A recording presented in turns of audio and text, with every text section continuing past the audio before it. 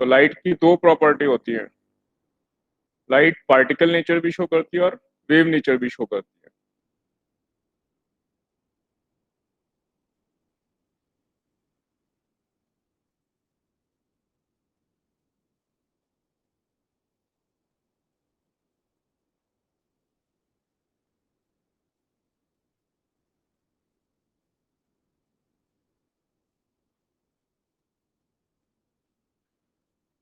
Particle nature, कुछ concept ऐसे होते हैं जो हम सिर्फ पार्टिकल नेचर से ही एक्सप्लेन कर पाते हैं, जैसे कि फोटो इलेक्ट्रिक इफेक्ट। अगर हम वेव नेचर लें लाइट की तो उससे वो एक्सप्लेन नहीं कर पाते फोटो इलेक्ट्रिक इफेक्ट। इससे हमें मालूम चला कि लाइट में ड्यूअल नेचर है, यानी लाइट कभी वेव की तरह बिहेव करती है और कभी पार्टिकल नेचर की तरह। तो हमने देखा, साइंटिस्ट ने देखा कि light is made up of packets of energy.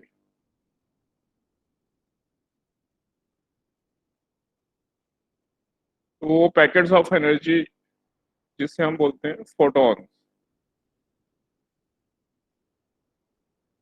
तो फोटोन की कुछ प्रॉपर्टीज देखेंगे हम, क्योंकि हमें ये बार बार यूज करना है। सबको विजिबल है बोर्ड? Yes sir. और आवाज भी आ रही है आपको? Yes sir. तो लाइट फोटोन से मिलकर बनी है, और फोटोन की जो कुछ प्रॉपर्टीज मैं यहाँ लिख रहा हूँ मेन में।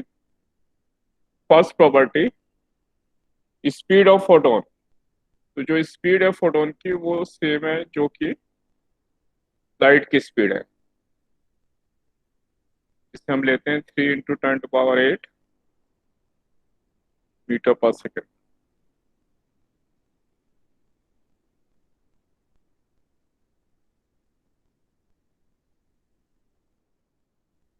जो कि स्पीड ऑफ लाइट है। और एक चीज याद रखनी है, ये जो स्पीड है ये independent of frame of reference है।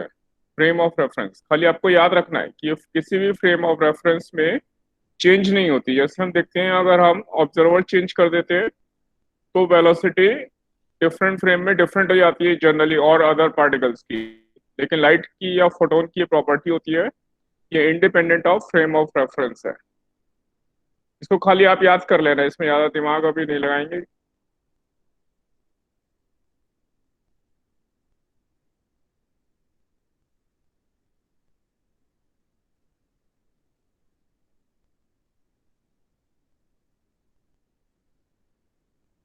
फ्रेम ऑफ रेफरेंस मतलब ऑब्जर्वर के ऊपर डिपेंड नहीं करती। First property. सेकंड प्रॉपर्टी, इस फोटोन का रेस्ट मास। ये सब आपके ऑब्जेक्टिव क्वेश्चन के लिए लिख रहा हूं मैं, ये ऑब्जेक्टिव क्वेश्चन आते हैं इसके ऊपर। तो जो ऑब्जेक्टिव क्वेश्चन आएंगे उसमें ये प्रॉपर्टी पूछी जाती है। Rest mass of photon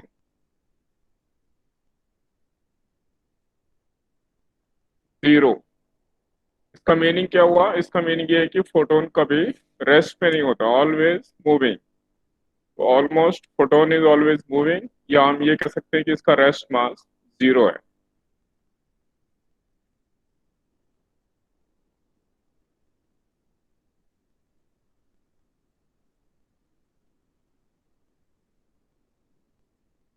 for each photon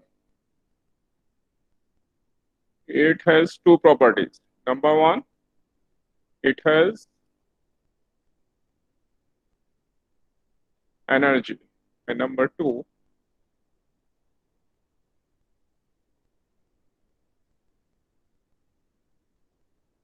momentum।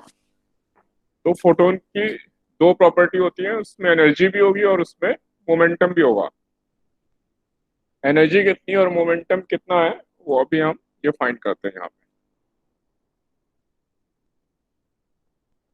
इसके बेसिस पर हम फोटो इलेक्ट्रिक इफेक्ट आगे अभी स्टडी करने वाले हैं।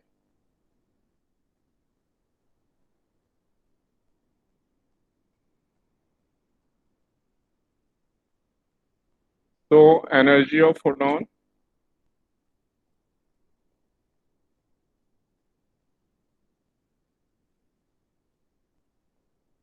इससे हम कहते हैं एच न्यू। ये फ्रीक्वेंसी है। और इन टर्म्स ऑफ वेवलेंथ, जैसे कि आपने ऑलरेडी पढ़ा है एच सी बाई लैम्डा, तो एच सी बाई लैम्डा ये सी बाई लैम्डा फ्रीक्वेंसी है, ये न्यू यहाँ पे फ्रीक्वेंसी है, एच प्लैंक कांस्टेंट है, तो इसकी एनर्जी हमें इस रूल से मिलती है। And momentum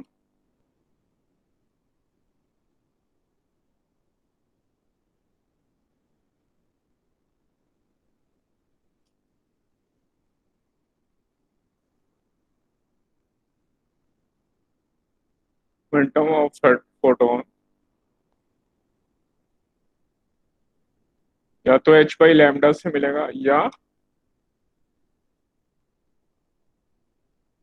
E by c, c speed of light है, तो जो फोटोन का मोमेंटम है ये पी इज मोमेंटम, इसको हम या तो एच बाई लैम्डा इससे फाइंड करते हैं, ये डी ब्रॉगली इक्वेशन भी है, इसमें लैम्डा इधर ले जाएं पी इधर ले जाएं तो ये डी ब्रॉगली इक्वेशन भी बन जाती है, क्योंकि वो भी वेव नेचर बताती है पार्टिकल की, और ये भी वेव नेचर ये पार्टिकल नेचर है, वो वेव नेचर बताती है। तो p equal to h by lambda equal to E by c, energy upon speed of light. पहले यहाँ तक देखें, यहाँ तक किसी को कोई डाउट है, फिर मैं आगे चल रहा हूँ।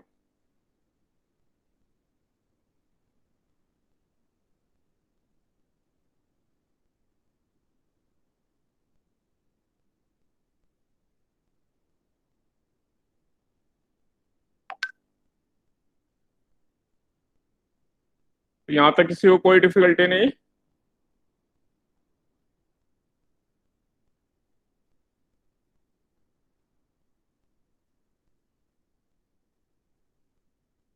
मैं इसको ऊपर ले आ रहा हूँ।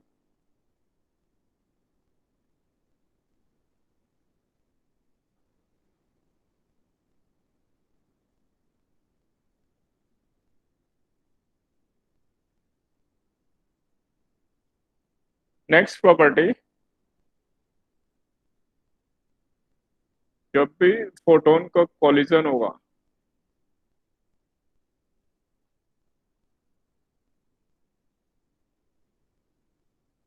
Photon collides with material particle,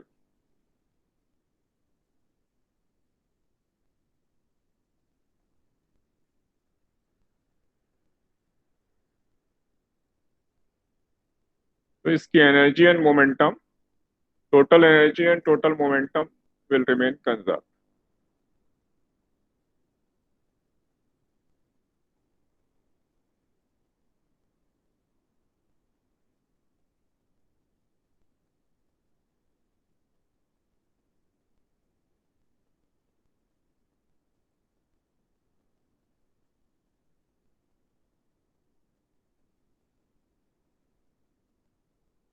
तो ये हमें याद रखना है, कुछ न्यूमेरिकल्स होंगे जिसमें फोटोन का कॉलिजन या तो किसी एटम के साथ होगा या किसी भी दूसरे पार्टिकल के साथ, जब भी कॉलिजन होगा तो हम ये मोमेंटम कंजर्वेशन, एनर्जी कंजर्वेशन ये यूज कर सकते हैं जैसा रिक्वायरमेंट होगी।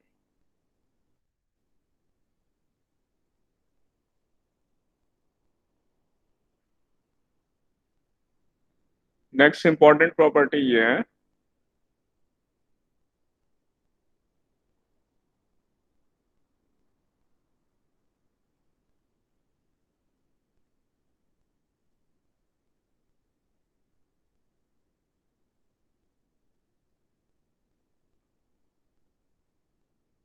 अगर हम इंटेंसिटी ऑफ लाइट इंक्रीज करते हैं,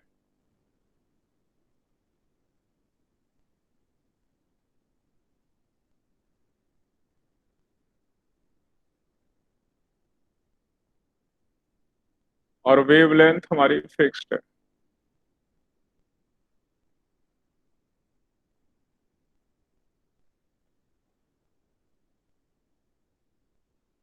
यानी वेवलेंथ सेम है, खाली हम इंटेंसिटी इंक्रीज करें तो फोटोन की एनर्जी सेम रहेगी, energy of photon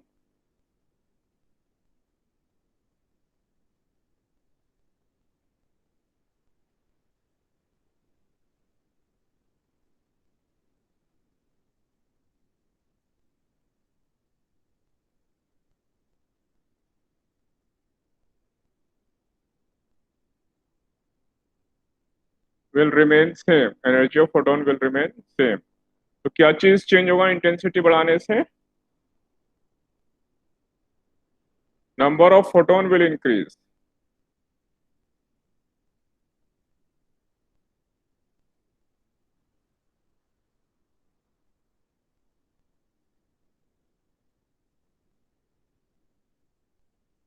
number of photon बढ़ जाते हैं। ऐसा क्यों हो रहा है? क्योंकि फोटोन की एनर्जी हमने ऊपर देखा था hc/λ है। तो उसमें अगर लैम्डा फिक्स है तो हर फोटोन की एनर्जी सिर्फ लैम्डा के ऊपर डिपेंड करती है, इंटेंसिटी के ऊपर डिपेंड नहीं करेगी। इसलिए एनर्जी ऑफ फोटोन कांस्टेंट है। और टोटल एनर्जी बढ़ गई, इंटेंसिटी ऑफ लाइट मतलब इंटेंसिटी को हम कहते हैं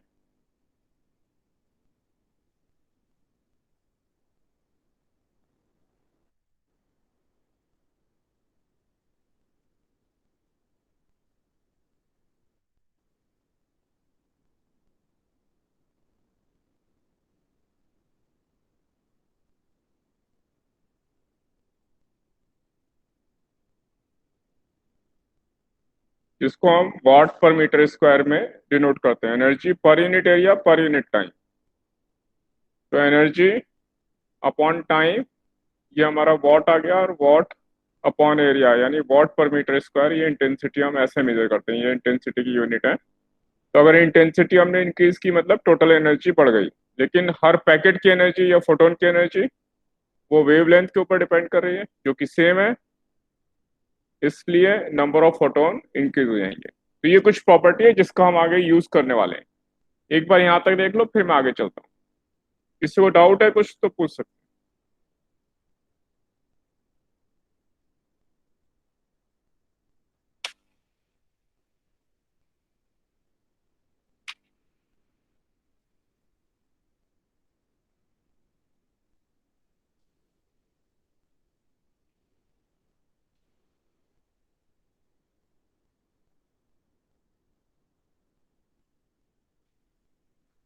स्टूडेंट्स डाउट है किसी को कुछ?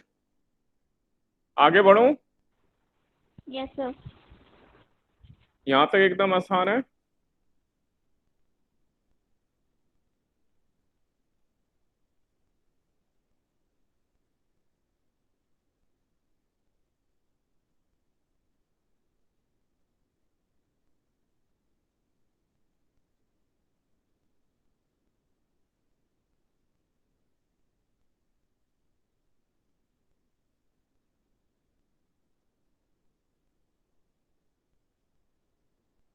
अब देखते हैं।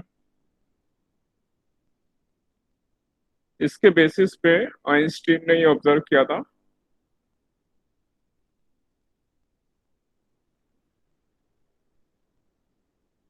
Photo electric effect.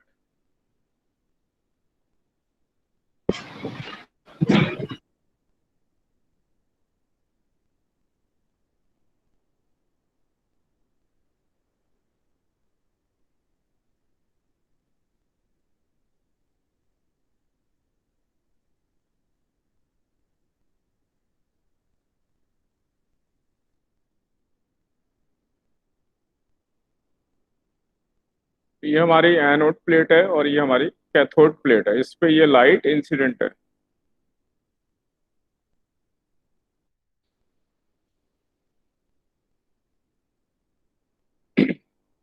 तो आइंस्टीन ने ऐसा ऑब्जर्व किया कि अगर लाइट, ये मेटेलिक प्लेट है, ये भी मेटल है, कैथोड एंड एनोड, और इसको हमने आगे सेल से कनेक्ट कर रखा है।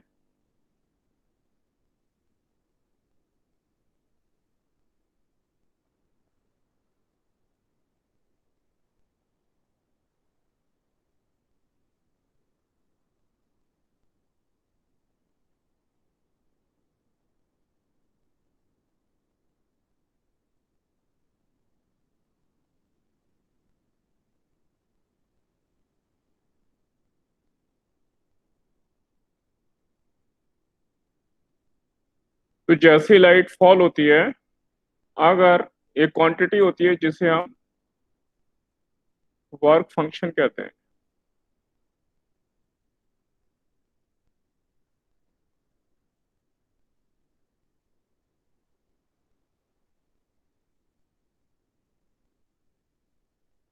अगर इस लाइट की एनर्जी, जो भी फोटॉन्स है उनकी एनर्जी, इस वर्क फंक्शन, ये वर्क फंक्शन, ये जो मेटेलिक प्लेट है इसकी प्रॉपर्टी होती है, किस मेटल का बना है उस मेटल की प्रॉपर्टी होती है। तो उसके वर्क फंक्शन से अगर ये इसकी एनर्जी ज्यादा है फोटॉन्स की, तो इससे इलेक्ट्रॉन एमिट होते हैं।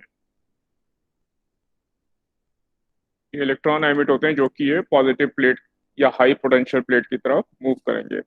इसे हम फोटो इलेक्ट्रिक इफेक्ट कहते हैं। और ये जो वर्क फंक्शन है, अगर मैं इसको फोटोन की एनर्जी के इक्वल कर रखूं, कम से कम एनर्जी फोटोन की इतनी होनी चाहिए, तो इसके करस्पॉन्डिंग जो लैम्डा आई वेवलेंथ, ये जिस जो मैक्सिमम वेवलेंथ पॉसिबल है,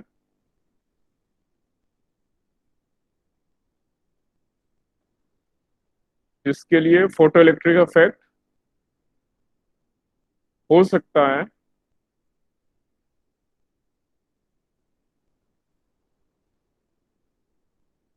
इस मैक्सिमम वेवलेंथ को ही हम बोलते हैं थ्रेशोल्ड वेवलेंथ।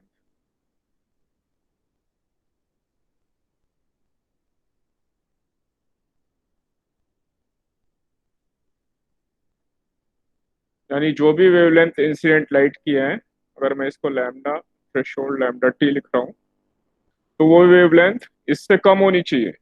इससे ज्यादा हुई तो कोई फोटो इलेक्ट्रिक इफेक्ट नहीं होगा, ये मैक्सिमम पॉसिबल वेवलेंथ है। क्यों? क्योंकि वेवलेंथ बढ़ाते आएंगे तो एनर्जी कम हो जाएगी, और ये वर्क फंक्शन से अगर एनर्जी कम हो गई तो इलेक्ट्रॉन एमिट नहीं होंगे। तो वर्क फंक्शन क्या है? वर्क फंक्शन है इसके अंदर से इलेक्ट्रॉन को रिमूव करने में जो एनर्जी की रिक्वायरमेंट है। इलेक्ट्रॉन यहाँ पे अटैच्ड है अंदर कहीं एटम के साथ, तो उस इलेक्ट्रॉन को रिमूव करने के लिए जो हमें मिनिमम एनर्जी की रिक्वायरमेंट होती है, उसका नाम वर्क फंक्शन है। और ये वर्क फंक्शन मेटल की प्रॉपर्टी होती है। तो मैक्सिमम पॉसिबल वेवलेंथ, उसको हम थ्रेशोल्ड वेवलेंथ कहते हैं। इसी तरह से अगर मैं वर्क फंक्शन को फ्रीक्वेंसी के टर्म्स में लिखता हूँ,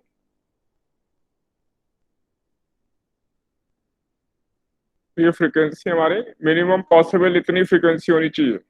फ्रीक्वेंसी ऐसे बढ़ाएंगे, एनर्जी बढ़ती जाएगी।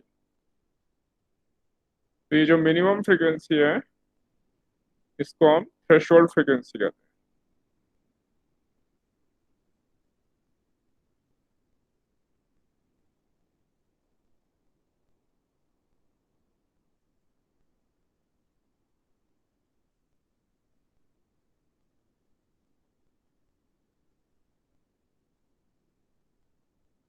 इसके बेसिस पर जो इलेक्ट्रॉन की एनर्जी है, अगर हमने लैम्डा वेवलेंथ ली, जो कि ये थ्रेशोल्ड वेवलेंथ से ज्यादा है, थ्रेशोल्ड से ज्यादा है, यहाँ पर ये टी वाली है वेवलेंथ हमारी, इससे कम है, लैम्डा टी से कम वेवलेंथ ली, तो एनर्जी यानी ज्यादा है। टोटल एनर्जी हुई फोटोन की एच सी अपॉन लैम्डा। और इस एनर्जी में से जो वर्क फंक्शन के बराबर है, उतनी एनर्जी इलेक्ट्रॉन को यहाँ से रिमूव करने में खर्च हो गई। तो ये जो एनर्जी या काइनेटिक एनर्जी कहेंगे इससे, अगर ये टोटल एनर्जी, ये इंसिडेंट फोटोन की एनर्जी है, ये एनर्जी इलेक्ट्रॉन को रिमूव करने में जो एनर्जी यूज होगी वो एनर्जी है। अब इनका जो डिफरेंस हुआ, इतनी मैक्सिमम पॉसिबल एनर्जी है जो किसी इलेक्ट्रॉन के पास हो सकती है, जिससे हम मैक्सिमम काइनेटिक एनर्जी कहते हैं। जब इलेक्ट्रॉन मेटल से बाहर आएगा, तो उसका हो सकता है वो डायरेक्ट बाहर जाए, या हो सकता है उसका जो अदर एलिमेंट्स हैं, अदर पार्टिकल्स हैं, उनसे उनका कोलिजन हो, तो उस कोलिजन में कुछ एनर्जी लॉस हो जाएगा उसका, यानी कुछ एनर्जी उसमें खर्च होगी। तो इसलिए तब काइनेटिक एनर्जी उसकी मैक्सिमम काइनेटिक एनर्जी से कम हो जाएगी। अगर कोई कोलिजन नहीं हुआ, जस्ट एमिट हुआ, मैक्स सारी एनर्जी इलेक्ट्रॉन को मिल गई, तो ये मैक्सिमम पॉसिबल काइनेटिक एनर्जी है। इसी इक्वेशन को हम फोटो इलेक्ट्रिक इक्वेशन कहते हैं।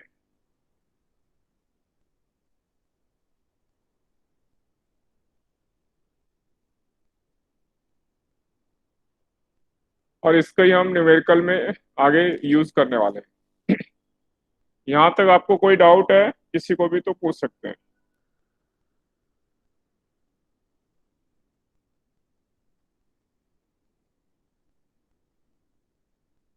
स्टूडेंट्स, किसी को कोई डाउट है यहाँ तक?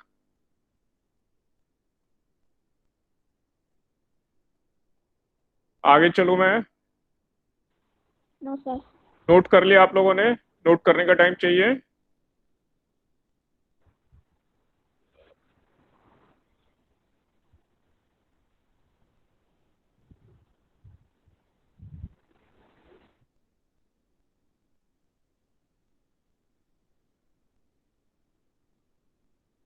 मैं आगे जा रहा हूँ, मैं मान रहा हूँ कि आपने ये नोट कर लिया है।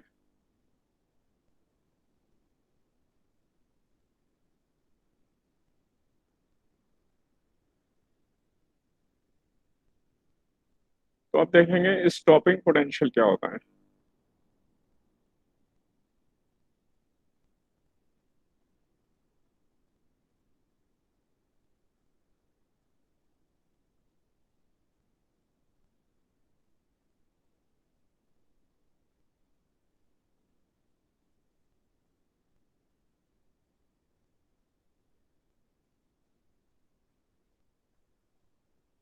तो जो ये इलेक्ट्रॉन की मैक्सिमम काइनेटिक एनर्जी होगी, अगर मैक्सिमम काइनेटिक एनर्जी वाले इलेक्ट्रॉन को भी रोक दें तो उससे जो कम काइनेटिक एनर्जी वाले इलेक्ट्रॉन है वो सर्टेनली रुक जाएंगे। इसलिए काइनेटिक एनर्जी मैक्सिमम, इसको रोकने के लिए हम नेगेटिव पोटेंशियल लगा देते हैं एनोड प्लेट पर, नेगेटिव पोटेंशियल। और जैसे कि आपने इलेक्ट्रोस्टैटिक्स में पढ़ा है, चार्ज इनटू पोटेंशियल डिफरेंस, वो एनर्जी, इतनी एनर्जी कंज्यूम हो जाएगी उस पोटेंशियल के अगेंस्ट वर्क करने में। तो सारी जो काइनेटिक एनर्जी है वो इस नेगेटिव पोटेंशियल को काउंटर करने में खर्च हो जाती है। तो इस ये पोटेंशियल डिफरेंस, जो नेगेटिव पोटेंशियल है जिस सारे इलेक्ट्रॉन रुक जाएंगे, उसे हम स्टॉपिंग पोटेंशियल कहते हैं। तो इसलिए इक्वेशन अब ऐसी बन जाएगी कि जो कि काइनेटिक एनर्जी है equal to e V naught equal to h c upon lambda minus work function. और अगर मैं स्टॉपिंग पोटेंशियल इसको ई से डिवाइड कर दूं तो एच सी अपॉन ई, और ये 1/λ, और ये फाई अपॉन ई। ये इस फॉर्म में इक्वेशन आ गई जो कि स्ट्रेट लाइन की इक्वेशन है, y equal to m x plus c. तो ये इंटरसेप्ट हुआ, और 1/λ एक्स है, और ये स्लोप हुआ, h c upon e is the slope. तो अगर मैं इसके बेसिस पे यहाँ ग्राफ ड्रॉ करूं,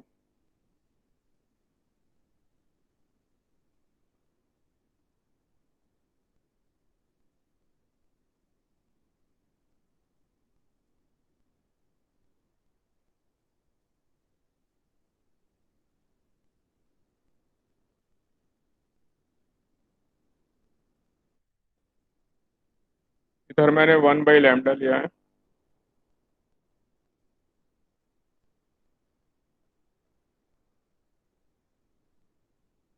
ये अलग अलग मेटल्स के लिए प्लॉट कर रहा हूँ, तो ये सब पैरेलल लाइन मिलेंगी। क्यों? क्योंकि स्लोप सबका कांस्टेंट है, एच सी अपॉन ई स्लोप।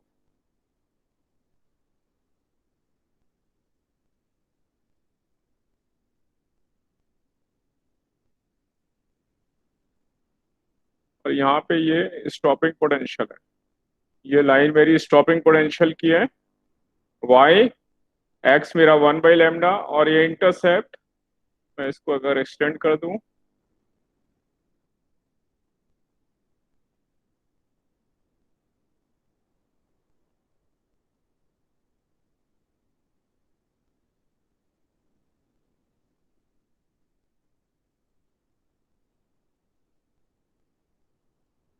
तो ये मेरा इंटरसेप्ट है वाई अपॉन ई। तो ये वाई एक्सिस पे इंटरसेप्ट आ रहा है मेरा, इस इंटरसेप्ट से मैं वर्क फंक्शन कैलकुलेट कर सकता हूँ, वर्क फंक्शन कैलकुलेट कर सकता हूँ वाई अपॉन ई। और मैं वर्क फंक्शन इस एक्स एक्सिस से भी कैलकुलेट कर सकता हूँ। यहाँ पे वी नॉट जीरो है, तो ये थ्रेशोल्ड वेवलेंथ आ जाएगी 1/λ1, जो भी यहाँ पे वैल्यू होगी। और एच सी अपॉन λ1, उससे वर्क फंक्शन आ जाएगा। तो इसको एच सी से मल्टीप्लाई कर दूंगा तो वर्क फंक्शन आ जाएगा। ये फाई मेरा वर्क फंक्शन है। 1/λ1 इस पॉइंट पर, इस पॉइंट पे जो भी वैल्यू होगी वो अगर मैं 1/λ1 की वैल्यू रख दूं तो 80/λ1 से फर्स्ट मेटल के लिए ये अलग अलग मेटल्स है।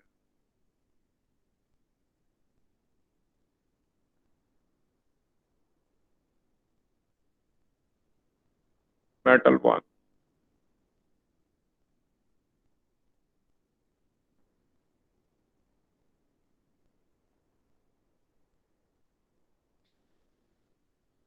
तो ऐसा मुझे ग्राफ मिलेगा। यहाँ तक आपको कोई डाउट है तो पूछ ले, प्लीज पूछ लें, फिर मैं आगे बढ़ता हूँ, इसके ऊपर हम क्वेश्चन भी ट्राई करेंगे। यहाँ तक किसी को कोई डाउट है तो पूछ लें।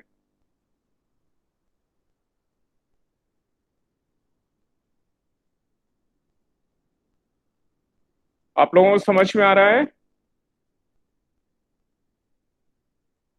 Yes sir. कहीं कोई डिफिकल्टी तो नहीं है? डिफिकल्टी हो तो मुझे शेयर करो, नहीं तो आगे न्यूमेरिकल में प्रॉब्लम्स आएगी।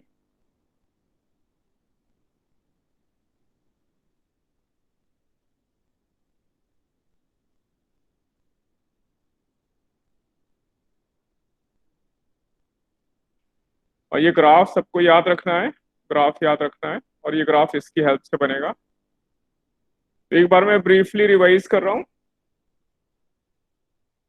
ये 5 वर्क फंक्शन है, जो मिनिमम पॉसिबल एनर्जी फोटोन की होनी चाहिए, ये मिनिमम इतनी एनर्जी हो तो इलेक्ट्रॉन रिमूव होगा, या हम कह सकते हैं इतनी एनर्जी इलेक्ट्रॉन को मेटल से रिमूव करने में लग जाती है, वो वर्क फंक्शन है 5। ये फोटोन की टोटल एनर्जी है, ये एक्चुअल वेवलेंथ लाइट की होगी, और ये वेवलेंथ जो भी थ्रेशोल्ड वेवलेंथ है उससे कम होगी, थ्रेशोल्ड वेवलेंथ से कम होगी, या हम कह सकते हैं फ्रीक्वेंसी ऑफ लाइट जो थ्रेशोल्ड फ्रीक्वेंसी है उससे ज्यादा फ्रीक्वेंसी ऑफ लाइट होगी। तो ये टोटल एनर्जी ऑफ फोटोन है, इसमें से इतनी एनर्जी इलेक्ट्रॉन को रिमूव करने में यूज हो गई।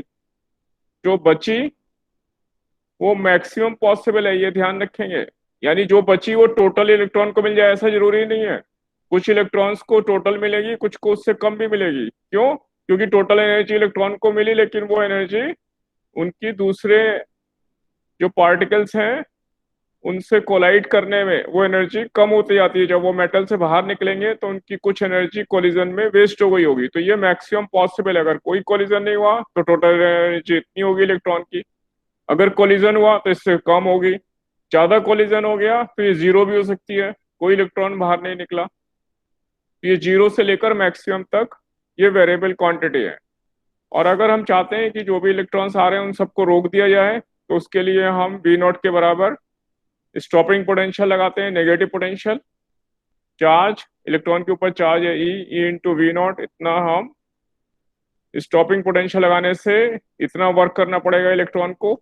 और अगर हम मैक्सिमम काइनेटिक एनर्जी वाले इलेक्ट्रॉन को भी रोक दें तो जो जिसकी एनर्जी इससे कम होगी वो तो अपने आप रुक जाएगा, क्योंकि हमने मैक्सिमम जिसकी पॉसिबल एनर्जी है काइनेटिक एनर्जी हमने उसको ही रोक दिया है। तो इसलिए ये स्टॉपिंग पोटेंशियल है। और इस स्टॉपिंग पोटेंशियल से हम ये स्ट्रेट लाइन की इक्वेशन निकाल लेते हैं, और उससे हमें ये 1/λ और ये इधर स्टॉपिंग पोटेंशियल है इसके बीच में ग्राफ मिल जाता है। मैं यहाँ लिख देता हूँ, यहाँ पे ये दिस इज स्टॉपिंग पोटेंशियल।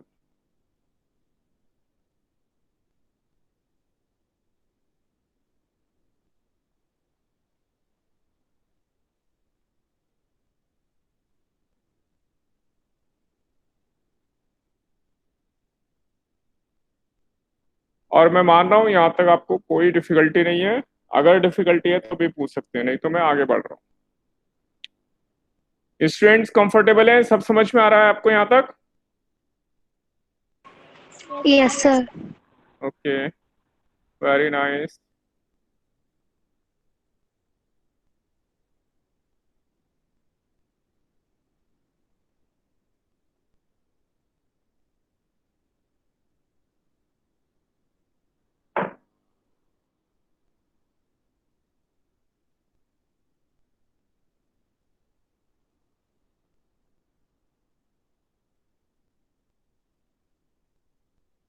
अब मैं यहाँ पे कुछ ग्राफ और लेते हैं, उसके बाद न्यूमेरिकल प्रैक्टिस करेंगे।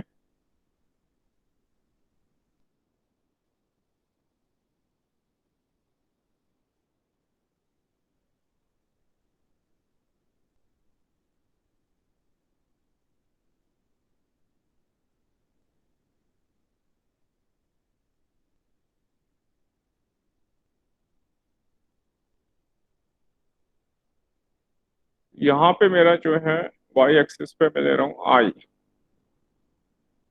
This I is photo current.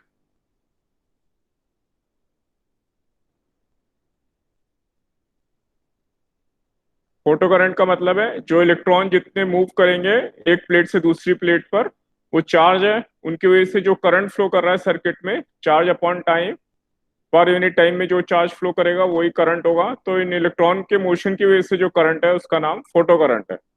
तो वाई एक्सिस पे मैंने फोटो करंट लिया है और एक्स एक्सिस पे मैं पोटेंशियल ले रहा हूँ।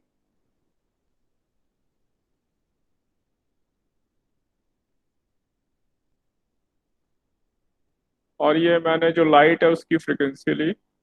मैं तीन तरह की लाइट लेने वाला हूँ जिनकी फ्रिक्वेंसी सेम है, यानी सबकी फ्रिक्वेंसी सेम है और इंटेंसिटी अलग अलग है। तो लाइट की इंटेंसिटी,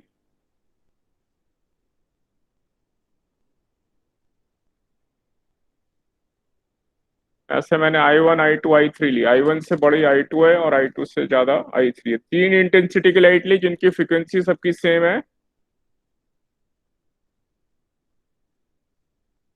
तो इधर जो नेगेटिव आएगा पॉइंट या नेगेटिव पोटेंशियल, वो स्टॉपिंग पोटेंशियल होगा।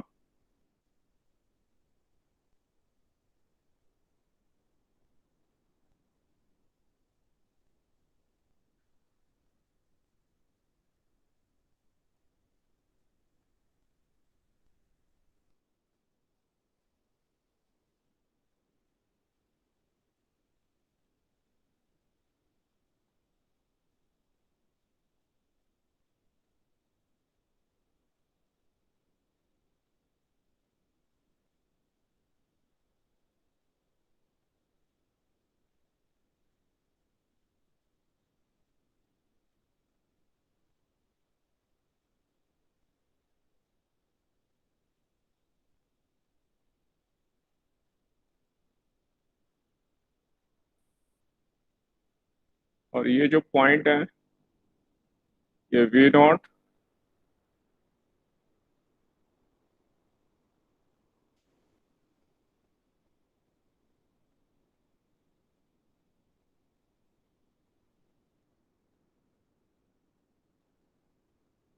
ये मेरा स्टॉपिंग पोटेंशियल है। तो ऐसा ग्राफ हमें मिलेगा। अब क्या आप लोग मुझे ये हेल्प कर सकते हैं? मैं इसमें I1 I2 I3 कौन सा होगा? ऊपर I1 है या ये सबसे नीचे I1 है या बीच वाला I1 है? कैसे पता करते हैं कौन सा I1 है? ये पता कैसे करेंगे?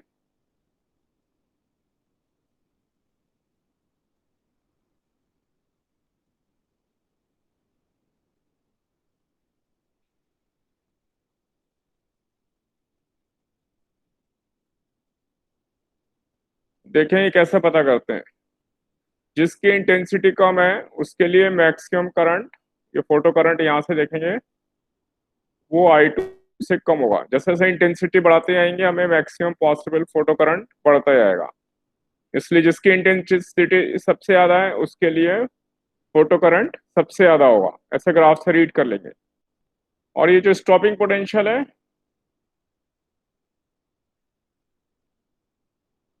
This stopping potential depends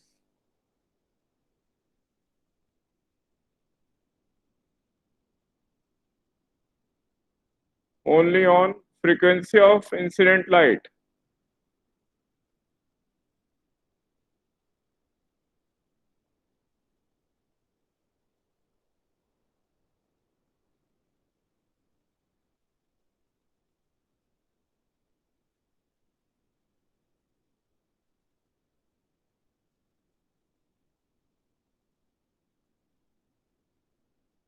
and independent of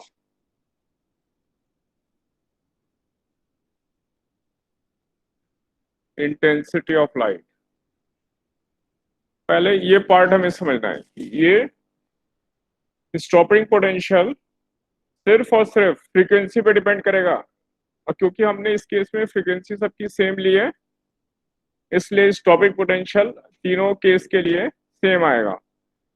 intensity हमने अलग अलग ली है। इंटेंसिटी से फोटो करंट इंक्रीज होती है, इंटेंसिटी बढ़ाएंगे फोटो करंट ज्यादा होगी, इंटेंसिटी कम करेंगे फोटो करंट कम मिलेगा हमें। तो जैसे जैसे हम इंटेंसिटी बढ़ाते जा रहे हैं वैसे वैसे हमें फोटो करंट मिलता जाएगा। तो ये हमारा डिफरेंट इंटेंसिटीज के लिए ये ग्राफ है। एग्जाम में इस तरह के ग्राफ कई बार पूछे जाते हैं।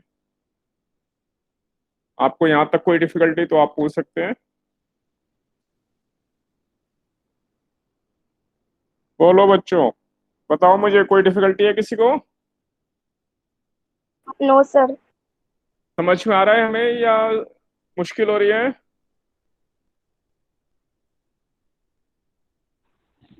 सर आ रहा है। हाँ, आसान है ना यहाँ तक? Yes sir. हाँ, थोड़ा जोर से बोलेंगे, बहुत धीरे से बोल रहे हैं।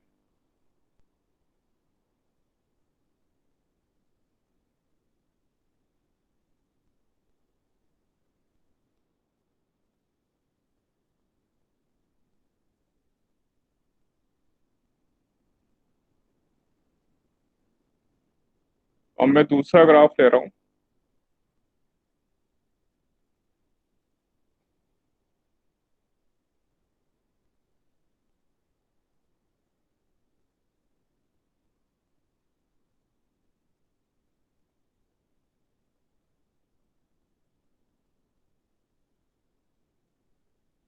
अगेन ये पोटेंशियल है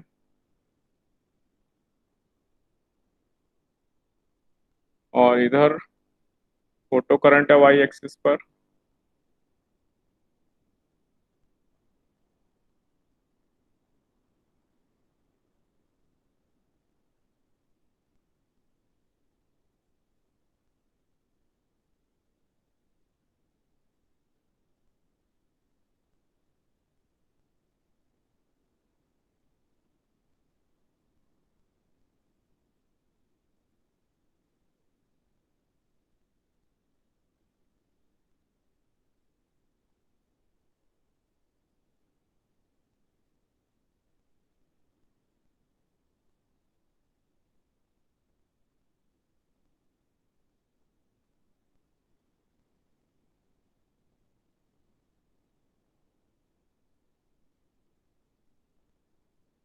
अब मैंने ऐसी लाइट ली है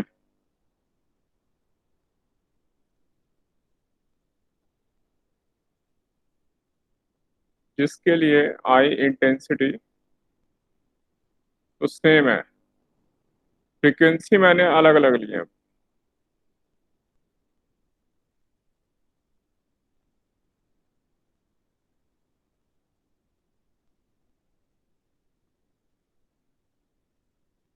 ये फर्स्ट फ्रीक्वेंसी, दूसरी फ्रीक्वेंसी इससे बड़ी है और थर्ड फ्रीक्वेंसी इससे भी बड़ी है। ऐसे मैंने तीन फ्रीक्वेंसी की लाइट ली जिनके सबके लिए आई सेम है। तो ऐसे केस में क्या होगा, जो करंट की वैल्यू है वो सबके लिए ऑलमोस्ट सेम आएगी। जो करंट की वैल्यू है, मैक्सिमम पॉसिबल करंट सबके लिए सेम आएगा। मैं थोड़ा सा इसको ऊपर बना देता हूँ यहाँ पे, एक मिनट।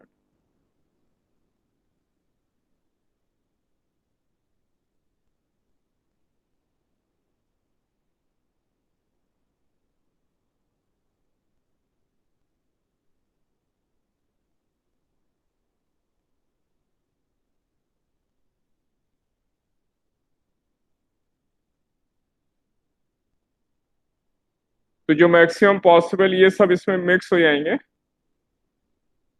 तो मैक्सिमम पॉसिबल जो करंट आएगा यहाँ पर, ये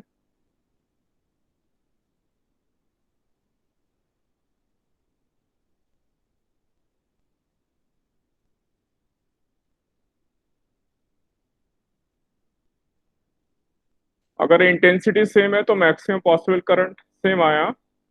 और ये अब कट ऑफ पोटेंशियल है, स्टॉपिंग पोटेंशियल। तो ये स्टॉपिंग पोटेंशियल किसके लिए होगा? फर्स्ट वाली फ्रीक्वेंसी के लिए।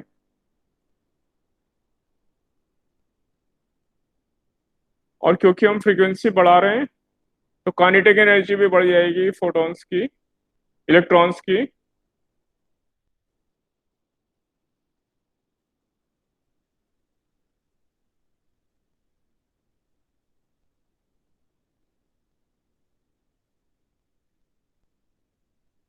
इसलिए स्टॉपिंग पोटेंशियल भी इंक्रीज हो जाएगा, सेकंड वाला, ये सेकंड वाले के लिए, और ऐसे ये थर्ड वाले के लिए।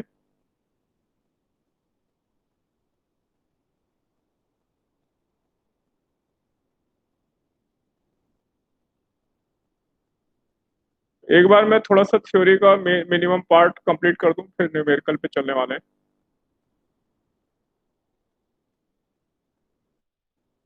ये हमारा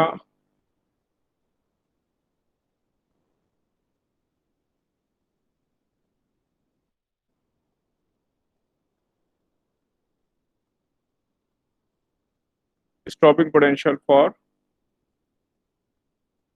ऐसे ये वाला स्टॉपिंग पोटेंशियल फॉर सेकंड के लिए, और ये थर्ड के लिए। तो अब आप लोग मुझे बताओ, ये स्टॉपिंग पोटेंशियल बढ़ क्यों जा रहा है? अगर फ्रीक्वेंसी बढ़ा रहे हैं तो ये क्यों बढ़ गया? आप में से कोई बताओ मुझे प्लीज।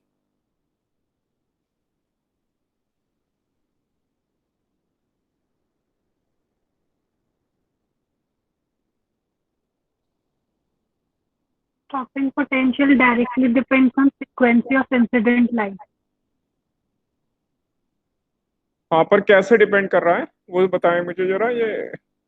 ये बढ़ क्यों रहा है? वो तो वो सही है कि फ्रीक्वेंसी बढ़ाई तो ये भी बढ़ गया, लेकिन इस लॉजिक क्या हुआ? बढ़ क्यों गया? फ्रीक्वेंसी बढ़ाने से ये क्यों बढ़ गया?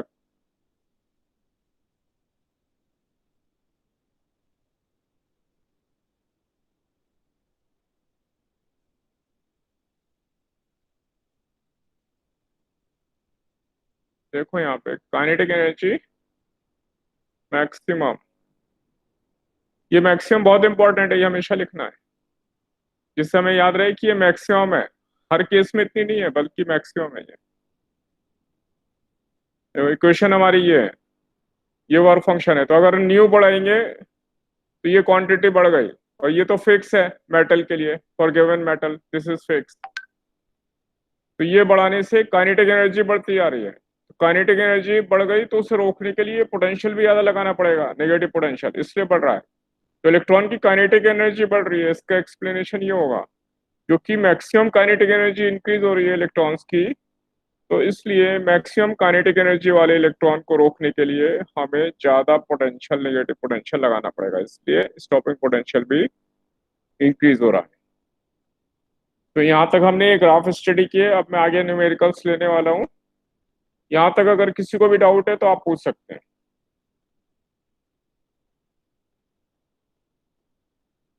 और आपको जो नोट करना है वो नोट कर लें जल्दी, फिर आगे बढ़ता हूँ।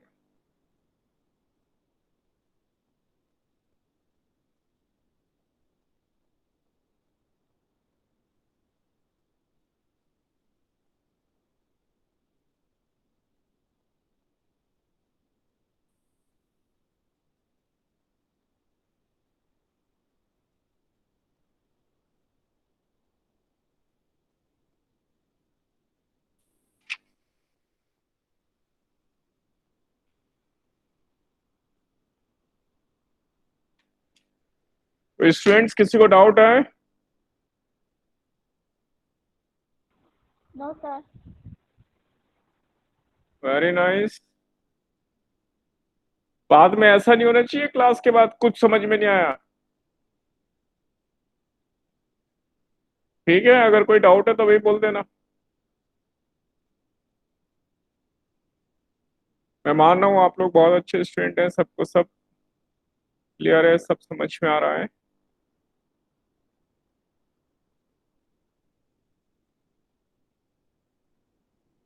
तो ये हमारा फोटो इलेक्ट्रिक इफेक्ट के लिए हमारी ये थ्योरी पार्ट है। हमने जो बेसिक्स है वो स्टडी किए। अब इसका एप्लीकेशन देखेंगे न्यूमेरिकल में, इसका एप्लीकेशन कैसे होगा। तो जो ग्राफ वाले क्वेश्चन आएंगे उसके लिए हमने ग्राफ स्टडी कर लिए, और न्यूमेरिकल्स के लिए अभी हम अपनी प्रैक्टिस इंक्रीज करने वाले हैं। तो मैं एक क्वेश्चन ले रहा हूँ यहाँ पर।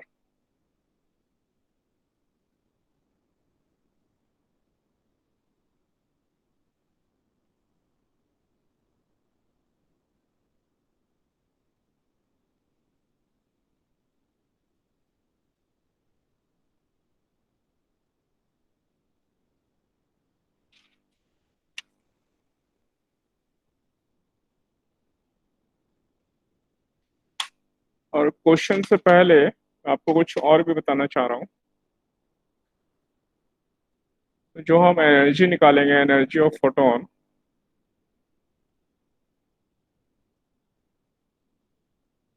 hc/λ, इसमें ये जो h है हमारा, ये प्लैंक कांस्टेंट है। h की वैल्यू है हमारे पास 6.63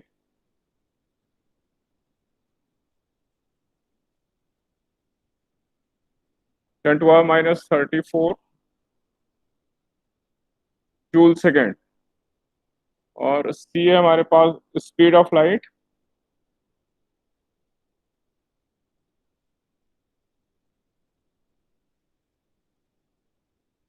ten to 10⁸ metre per second.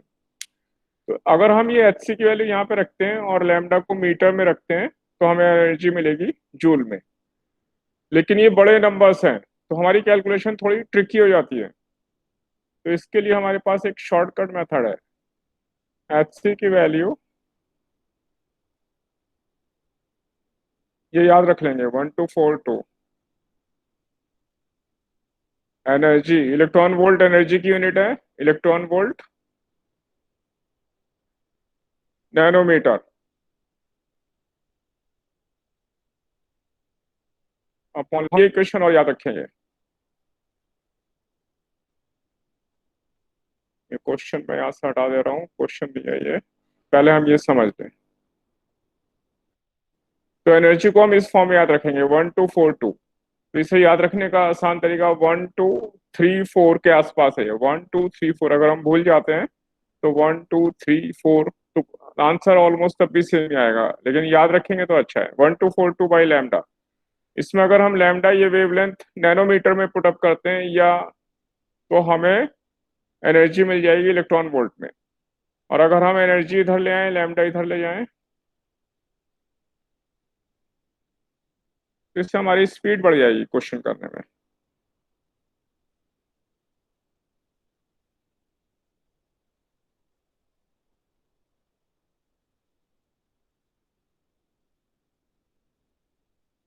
क्योंकि ये इलेक्ट्रॉन वोल्ट नैनोमीटर है और इसको भी अगर इलेक्ट्रॉन वोल्ट में रख दें तो इलेक्ट्रॉन वोल्ट कैंसिल होकर डायरेक्ट हमारा लैम्डा का आंसर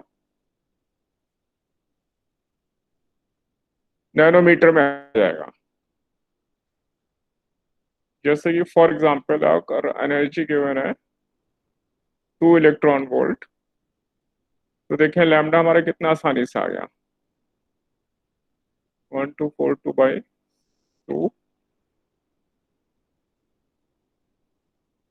और जबकि अगर हम ये एच सी लिखें, पहले इसको जूल में लिखें और जूल को फिर उससे लैम्डा निकालें फिर नैनोमीटर में कन्वर्ट करें तो हमारा इसमें टाइम ज़्यादा लगेगा। तो ये हमारा फास्ट हो गया, तो हमें मिलेगा 621 नैनोमीटर। ऐसे क्वेश्चन करेंगे। अब मैं आप लोगों को क्वेश्चन दे रहा हूँ।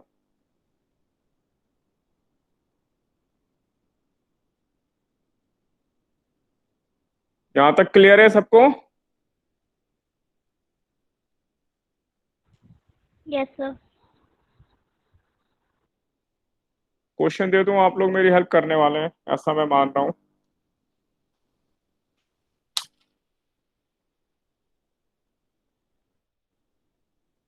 तो हमारे पास है ये,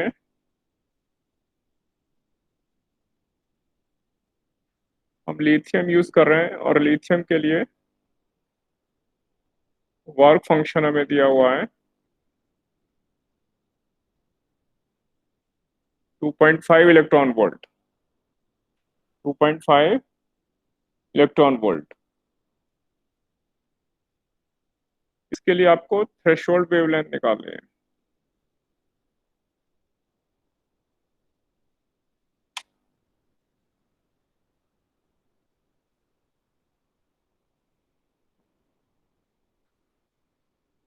नैनोमीटर में। पहले आप ट्राई कर रहे हैं, फिर मैं ट्राई करूंगा, बताओ मुझे कितनी आएगी।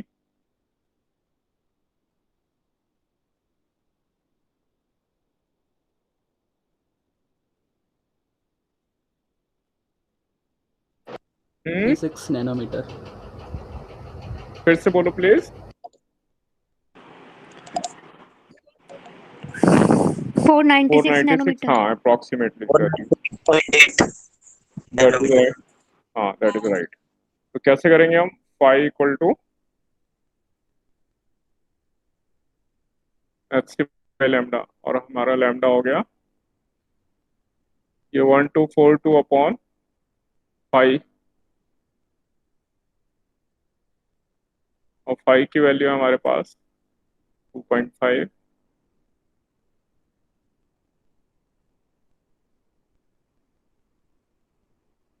यहाँ से आ रहा है हमारा 497, 497 नैनोमीटर। ये हमारा आंसर आ गया। Next question. ये क्वेश्चन सबके लिए एकदम आसान है। तो थ्रेशोल्ड वेवलेंथ का मतलब क्या हुआ? अगर कोई वेवलेंथ 600 है तो फोटो इलेक्ट्रिक इफेक्ट होगा या नहीं होगा इस केस में? नहीं होगा। हाँ, वेवलेंथ ज्यादा होगी तो नहीं होगा, ये मैक्सिमम पॉसिबल है। ठीक है, मैं नेक्स्ट क्वेश्चन दे रहा हूँ।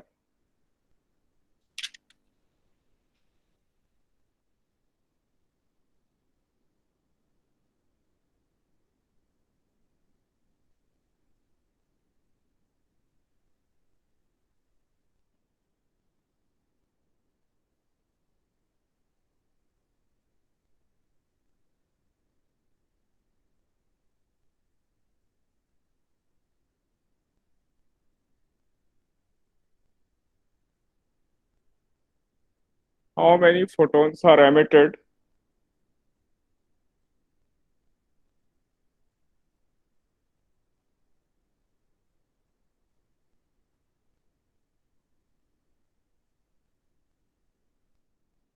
per second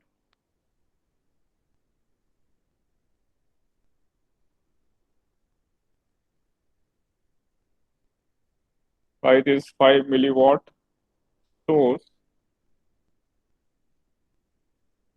ये सोर्स है हमारा, या लाइट सोर्स,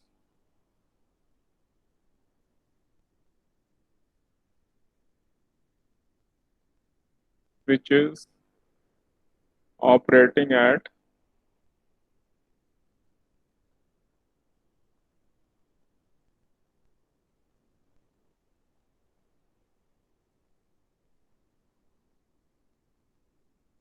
632.8 नैनोमीटर। इतने नैनोमीटर पे ये सोर्स ऑपरेट कर रहा है।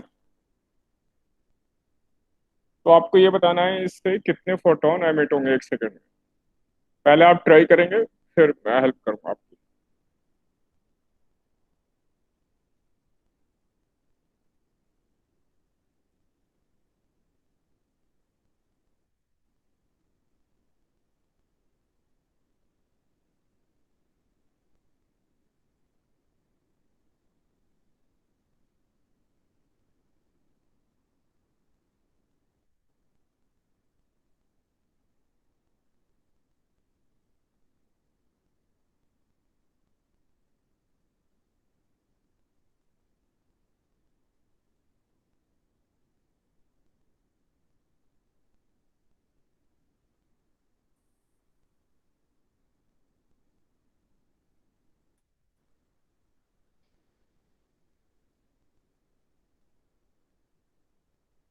तो ट्राई कर रहे हैं आप लोग?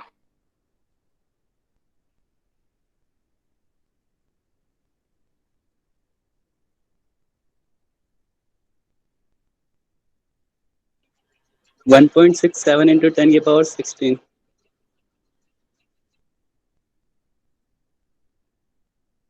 Answer seems to be correct. और कोई बता रहे हैं?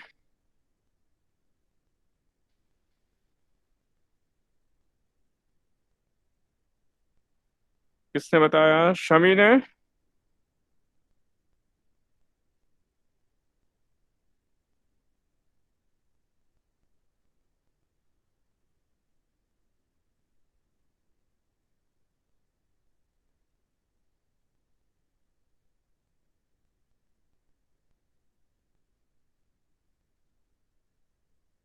कैसे करेंगे, मुझे हिंट दो। जिसका भी मन है हिंट देने का बताओ कैसे करेंगे।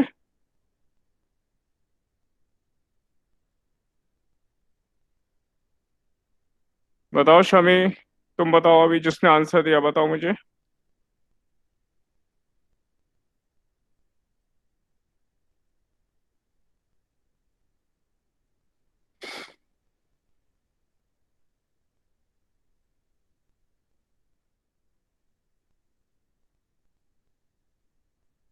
पहले एक फोटोन के। E, हाँ बोलो बोलो बोलो। E is equals to nhc by lambda. हाँ ठीक है, तो पहले हम एक फोटोन की एनर्जी फाइंड कर लेंगे, और फिर नंबर ऑफ फोटोन निकालने के लिए जो भी ये पावर गिवन है हमें 5 मिली वॉट यानी 10⁻³ अपॉन एनर्जी। ये एनर्जी हम जूल में निकालेंगे क्योंकि ये भी वॉट यानी जूल पर सेकेंड में है। तो एक फोटोन की एनर्जी जूल में यहाँ पुटअप कर देंगे तो हमें एन की वैल्यू मिल जाएगी जो कि आ रही है 1.6 इंटू 10⁻16। ठीक है, सेकंड क्वेश्चन पे आ रहा हूँ मैं।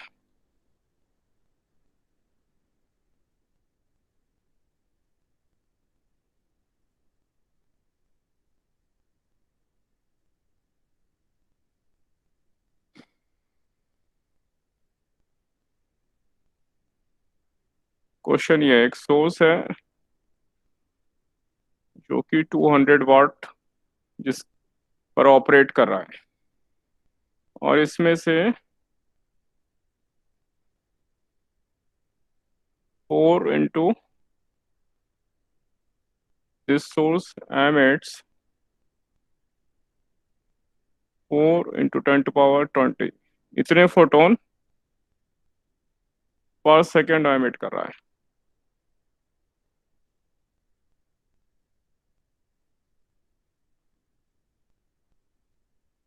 तो फाइंड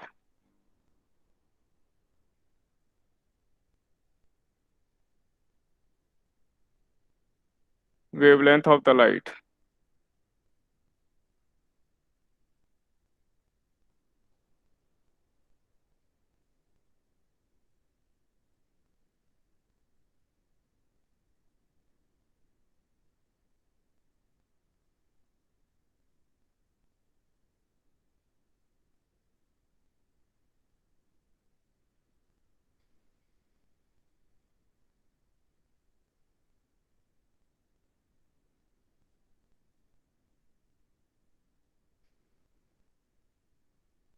ट्राई कर रहे हैं ना आप लोग?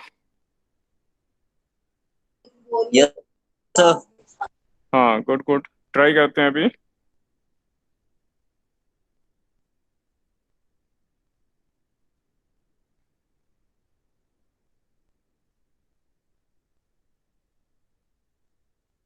सॉल्यूशन कैसा आएगा, पहले एक फोटोन की एनर्जी निकाल लेंगे। एनर्जी ऑफ वन फोटोन कैसे आएगी, टोटल एनर्जी पर सेकेंड है, इसको इस नंबर से डिवाइड कर दो।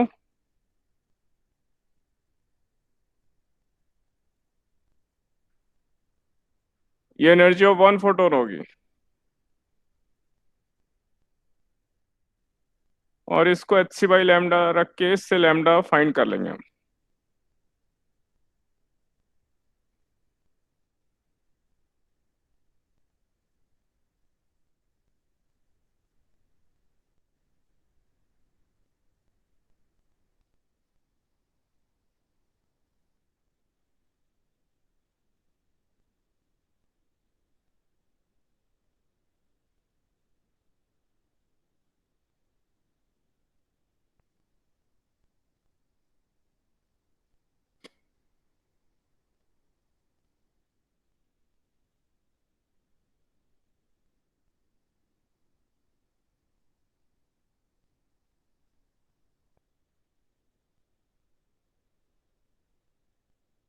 बता रहे हैं आप लोग मुझे आंसर, अभी किसी ने नहीं बताया मुझे।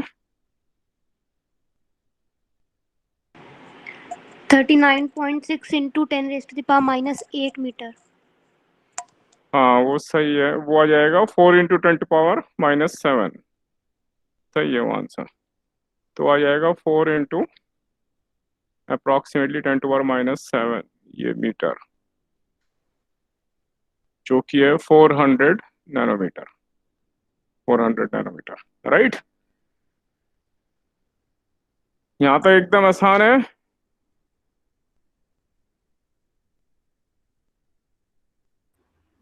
यस चलिए सर। अगला क्वेश्चन देखते हैं।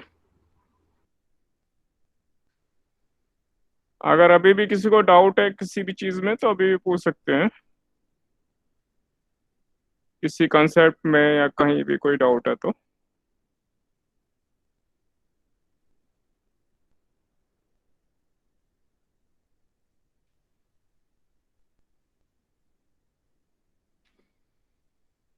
नेक्स्ट क्वेश्चन देखते हैं।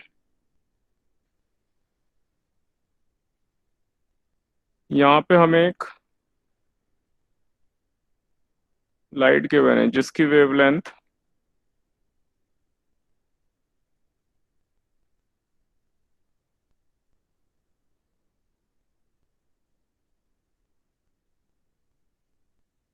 500 नैनोमीटर है, और ये this light is incident normally. Normally मतलब 90 डिग्री पर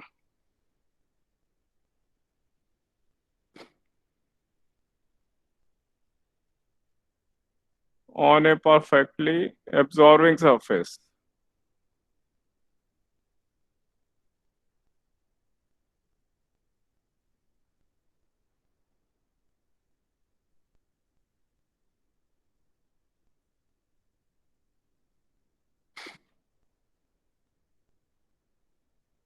अगर इस लाइट की पावर के बिना, ये जो लाइट बीम है इसकी पावर अगर इतनी हो 10 वाट, तो हमें इसमें 3 क्वेश्चन है। Number 1, number of photons absorb per second.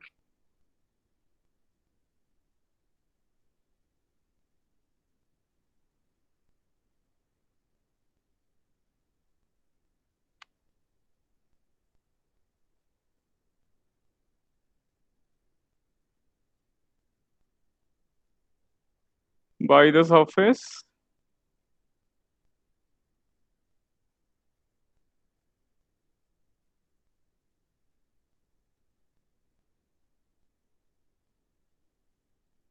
and second is find the force exerted by the beam on the surface.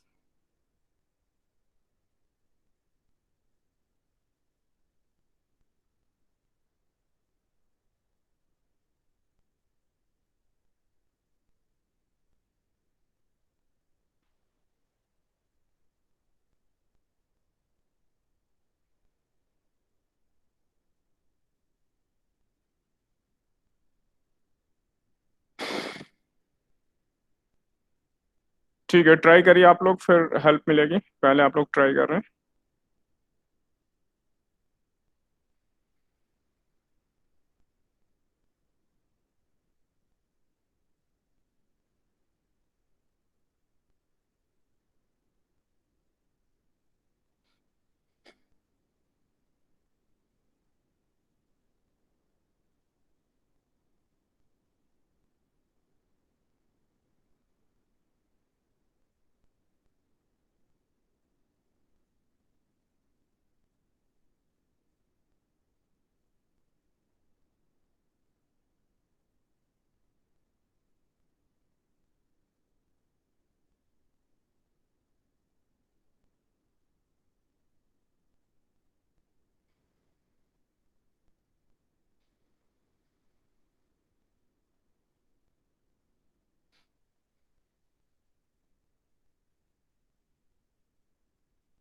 तो बेटा ट्राई कर रहे हैं आप लोग।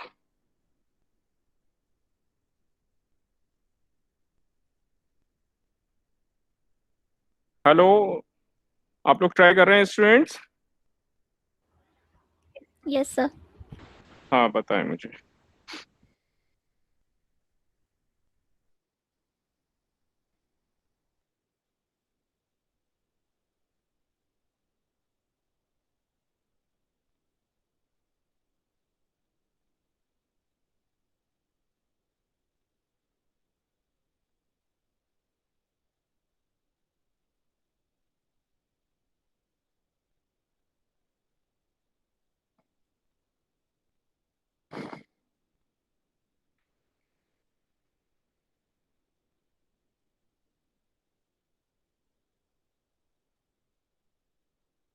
सबसे पहले एक फोटोन की एनर्जी हम फाइंड करेंगे।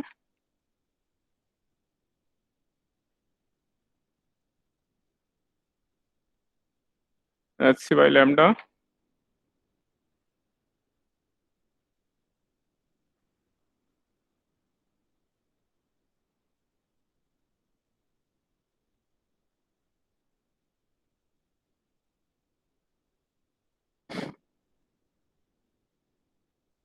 कितनी आ रही है एक फोटोन की एनर्जी?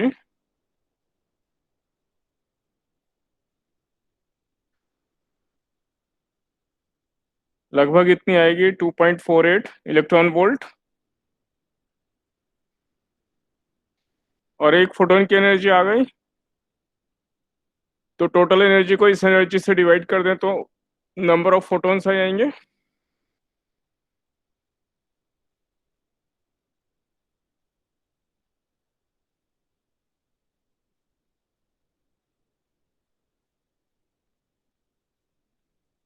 ये इलेक्ट्रॉन वोल्ट में इसको जूल में कन्वर्ट करना है हमें।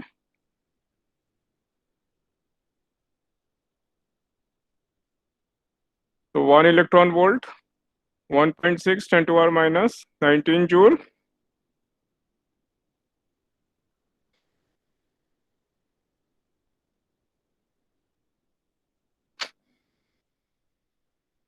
मेरी हेल्प करिए, बताइए आप लोगों को क्या आंसर आ रहा है?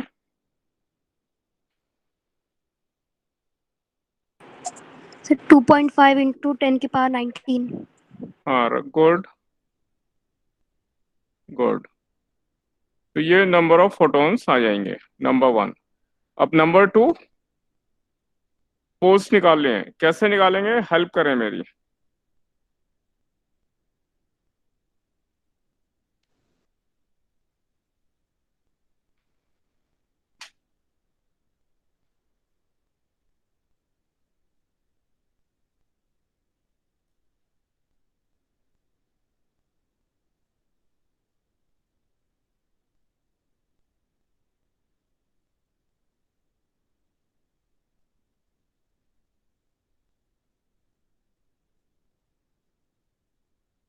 क्या आप लोग बताना चाहते हैं मुझे सेकंड पार्ट कैसे करेंगे?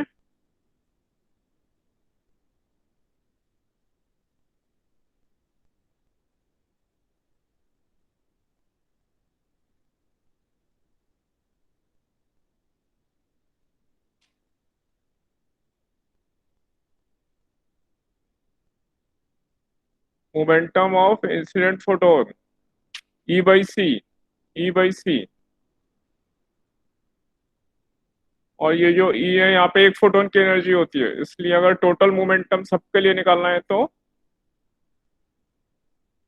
h/c एक फोटोन के लिए और n नंबर ऑफ फोटोन के लिए मोमेंटम, जो कि हो गया total energy by c। Total energy हमारी 10 जूल पर सेकेंड। अभी मैं खाली एनर्जी ले रहा हूँ, तो एक सेकेंड में जो भी फोटॉन्स इंसिडेंट हैं उनका मोमेंटम कितना होगा, इतना 3 इंटू 10⁸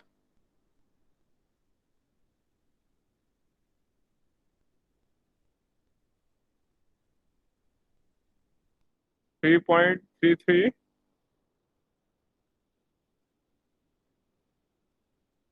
10⁻⁻8।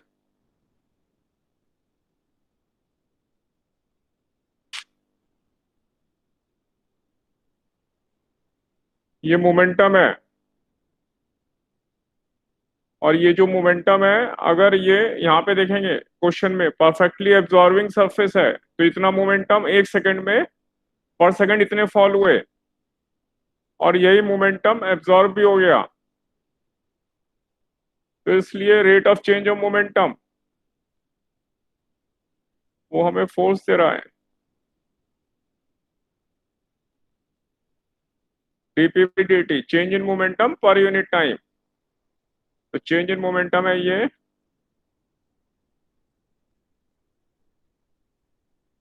और ये जो भी फॉल हो रहे हैं जितने फोटॉन्स, वो एक सेकंड में एब्जॉर्ब हो रहे हैं, हर सेकंड इतने एब्जॉर्ब हो रहे हैं। ये टाइम है 1 सेकंड। तो ये इसके बराबर यही न्यूटन में फोर्स आ गई हमें। अगर ये परफेक्टली एब्जॉर्बिंग है तो हमारी इतनी फोर्स होगी। अगर इसकी जगह होता परफेक्टली रिफ्लेक्टिंग सरफेस, एब्जॉर्बिंग की जगह होता रिफ्लेक्टिंग सरफेस, तो मोमेंटम हमारा, चेंज इन मोमेंटम डबल हो जाता, क्योंकि स्ट्राइक करने के बाद वो फोटोन सेम स्पीड से रिटर्न हो जाते। अगर परफेक्टली रिफ्लेक्टिंग सरफेस होती तो इसका डबल मोमेंटम चेंज हो जाता, 2 से मल्टीप्लाई कर देते और फोर्स भी डबल हो जाती। समझ में आया आप लोगों को? सर हाँ जी। सर अगर 50% एब्जॉर्बिंग और 50% रिफ्लेक्टिंग होता तो तब भी ऐसे करेंगे, इसका जो 50% है टोटल एनर्जी का 50% ले लेंगे, वो एब्जॉर्बिंग के लिए, उसके लिए एक मोमेंटम निकालेंगे, और जो बची हुई 50% एनर्जी है उसके लिए मोमेंटम निकालेंगे, उसका डबल करेंगे। Okay sir. हाँ, और दोनों को ऐड कर देंगे, पहले से फोर्स निकाली, दूसरे से फोर्स निकाली, उसको ऐड कर देंगे। समझ गए? Yes sir. हाँ। कौन बोल रहे हैं? शमी? Yes sir. हाँ, तो शमी सब आसान लग रहा है ना, कहीं कोई डिफिकल्टी? नहीं सर, सही है। हाँ, सही आ रहा है चैप्टर। Yes sir. चलो अगला क्वेश्चन देखते हैं। तो मैं मान लूं सबको समझ में आ गया ये स्टूडेंट्स? Yes sir. अगला क्वेश्चन दे रहा हूं।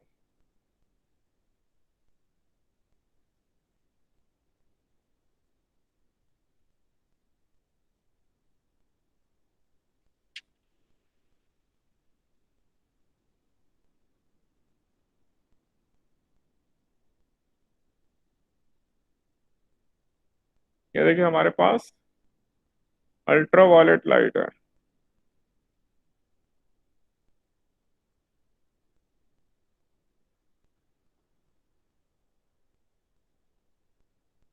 अल्ट्रा वायलेट यानी जिसकी वेवलेंथ वायलेट से भी कम हो, यानी मिनिमम जो वेवलेंथ होती है लाइट में उससे भी कम, तो इसकी वेवलेंथ गिवन है हमें 280 नैनोमीटर, और इसको हम यूज कर रहे हैं लिथियम के साथ। और लिथियम के लिए वर्क फंक्शन ये गिवन है हमें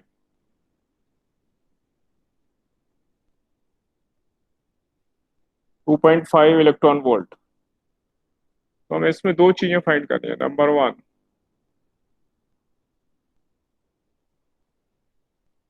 जो फोटो इलेक्ट्रॉन्स है उनके लिए maximum kinetic energy, maximum kinetic energy of photo electrons.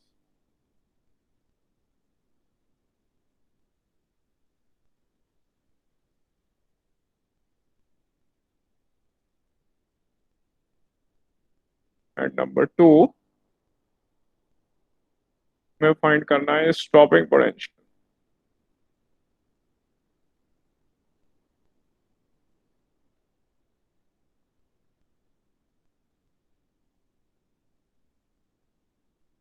Stopping potential.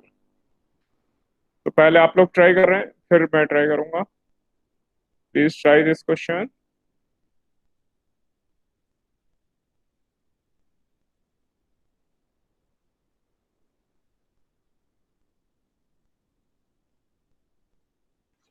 1.9 electron volt.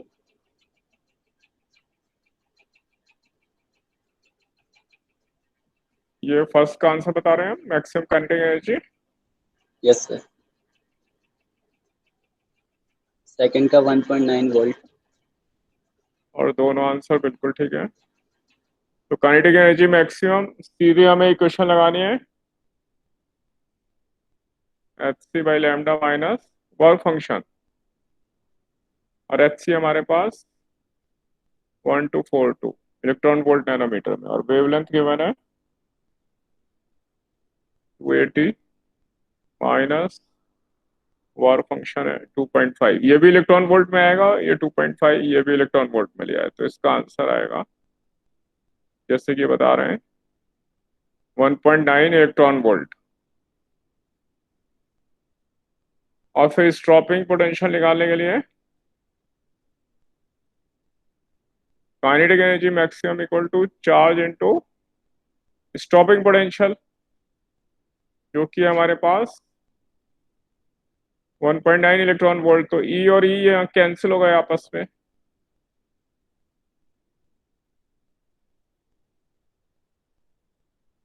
इसलिए स्टॉपिंग पोटेंशियल आ जाएगा 1.9 volt.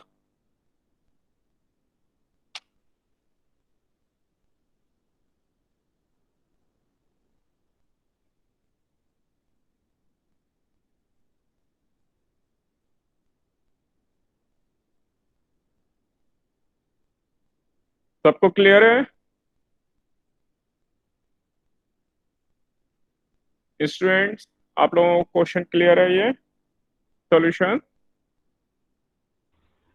Yes sir.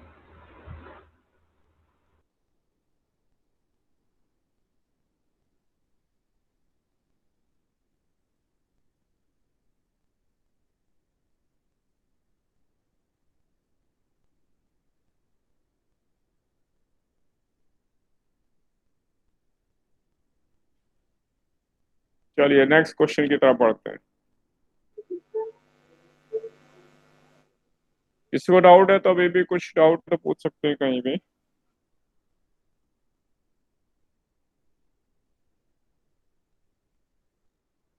Next question ऐसा है, एक लाइट है जिसकी वेवलेंथ हमें गिवन है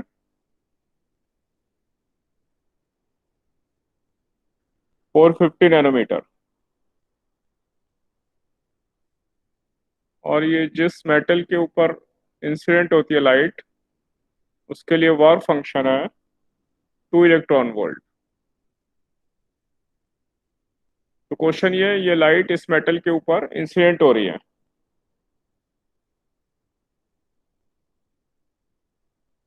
और ये जो मेटल है ये कहाँ रखा है? मैग्नेटिक फील्ड पे।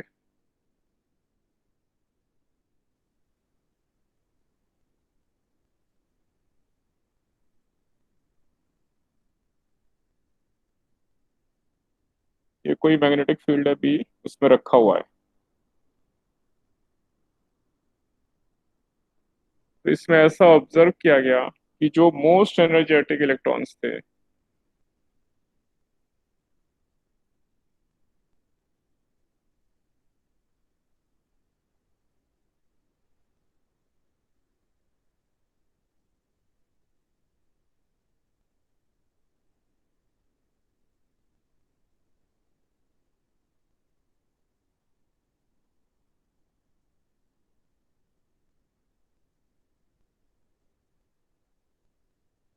Emitted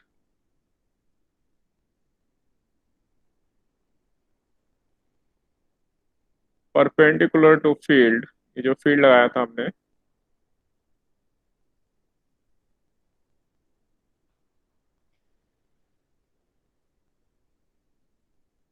they bent in circular arcs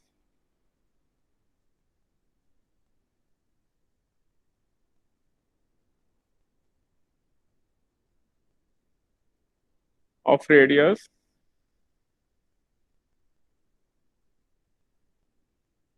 20 centimetre. ये क्वेश्चन करने से पहले आप लोग मुझे मेथड बताएंगे। तो इसमें हमें मैग्नेटिक फील्ड की वैल्यू बतानी है, find magnetic field value B.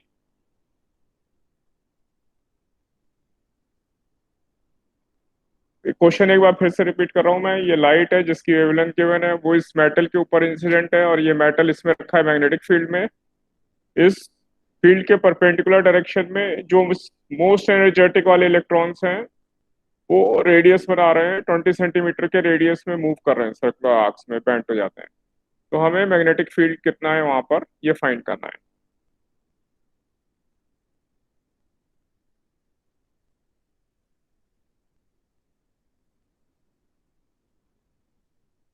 Solve करने से पहले मुझे कोई भी आप में से कोई भी एक हिंट दोगी? 1.7 इंटू 10 के पावर -5। 1.7 कैसे निकालेंगे बताओ मुझे। सर वो हाँ आर के फॉर्म में चले जाएंगे, जो मैग्नेटिक फील्ड में mv/qb। अच्छा, और एम वी कैसे निकालेंगे? फिर मोमेंटम को एनर्जी के टर्म में रख देंगे, mv को। हाँ हाँ पहले काइनेटिक एनर्जी निकालेंगे, पर आंसर थोड़ा चेक करो, अभी आंसर में वेरिएशन आ रहा है। मेथड सही है, तो हमें क्या करना था, R इक्वल टू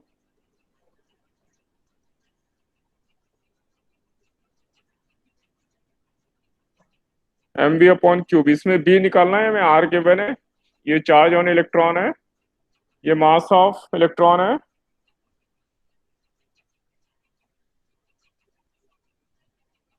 और ये मोमेंटम या इलेक्ट्रॉन का मोमेंटम है। तो इलेक्ट्रॉन का मोमेंटम कैसे निकालेंगे, पहले काइनेटिक एनर्जी निकालेंगे, मैक्सिमम काइनेटिक एनर्जी, क्योंकि मोस्ट एनर्जेटिक इलेक्ट्रॉन के लिए वो एच लैम्डा माइनस पाई, यहाँ से 1242, और वेवलेंथ दिया हमें 450 -2, ये इलेक्ट्रॉन वोल्ट में रखा हूँ सब में, ये 0.76 इलेक्ट्रॉन वोल्ट आया, और ये 0.76 को 1.6 इससे मल्टीप्लाई कर दें तो हमें ये जूल में मिलेगा। ये आ गया 1.2 10⁻⁻19 जूल।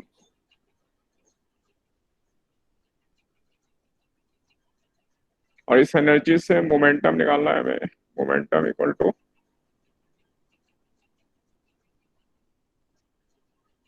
√2m के, p square equal to 2m के से, तो काइनेटिक एनर्जी आ गई हमारी, ये मास ऑफ इलेक्ट्रॉन है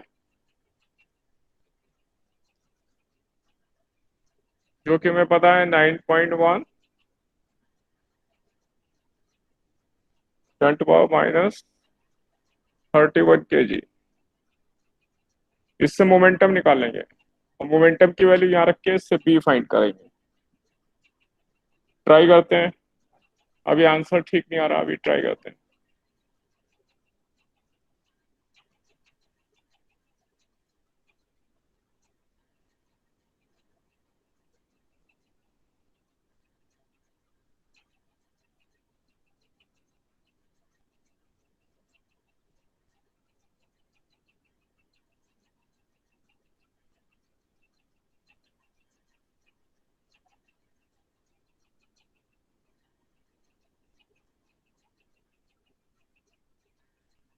तो जो मोमेंटम है वो आ जाएगा 4.67,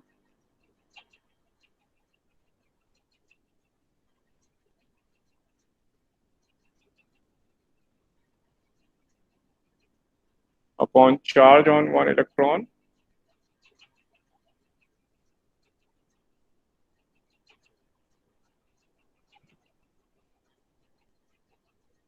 और ये मीटर में चेंज कर लिया।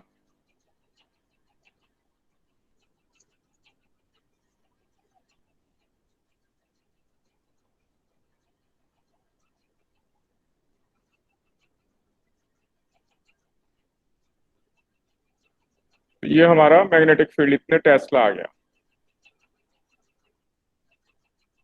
तो देख लेंगे एक बार, सभी स्टूडेंट्स एक बार सॉल्यूशन देख लो।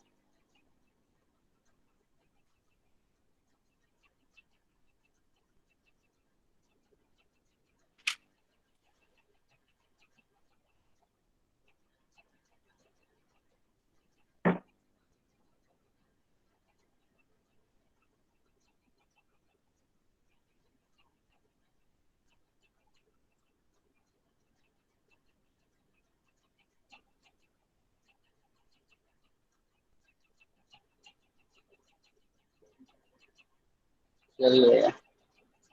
सबका आंसर आ गया, सबको क्लियर है? Yes, sir. Very good.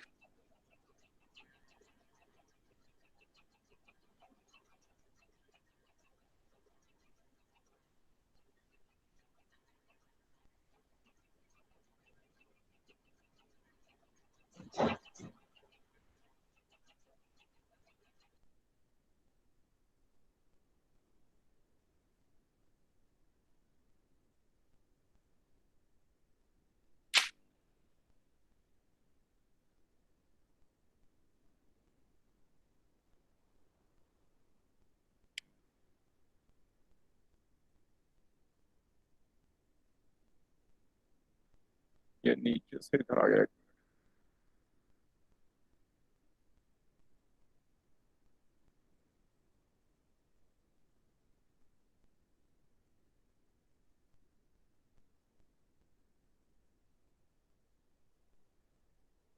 ये वैल्यू तो आपने नोट कर ली थी पहले।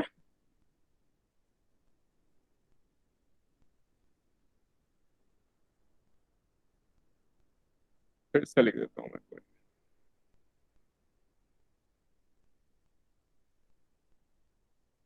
तो 4.67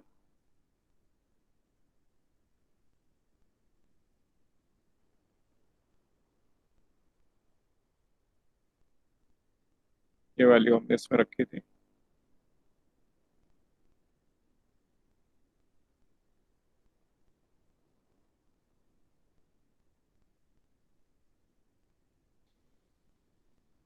तो इस तरह से हमने देखा फोटो इलेक्ट्रिक इफेक्ट में कुछ क्वेश्चन हमने ऐसे ट्राई किए। अब देखें अगर मैटर वेव्स तो जैसे हमने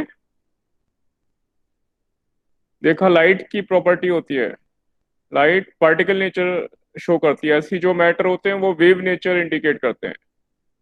और इसके लिए हमें डी ब्रॉगली ने एक इक्वेशन दी, wavelength equal to p momentum h by p. तो कोई भी अगर मैटर हो, मैटर के केस में वेवलेंथ निकालनी हो corresponding to momentum of the particle या मोमेंटम गिवन होगा तो उसकी वेवलेंथ हम इस रूल से निकाल लेंगे। एच प्लैंक कांस्टेंट और पी इज मोमेंटम।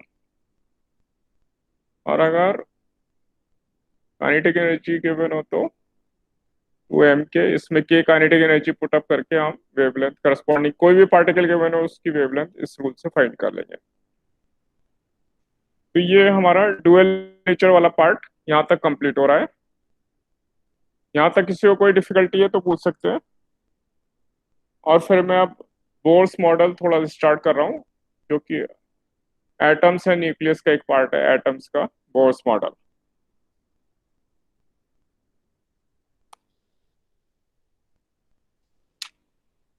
तो बताओ आप लोग स्टूडेंट्स,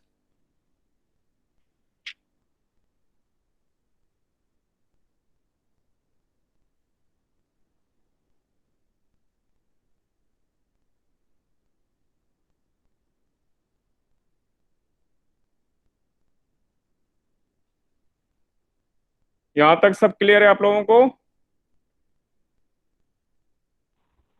यस सर। तो मैं एटम्स पे जा रहा हूँ, ठीक है।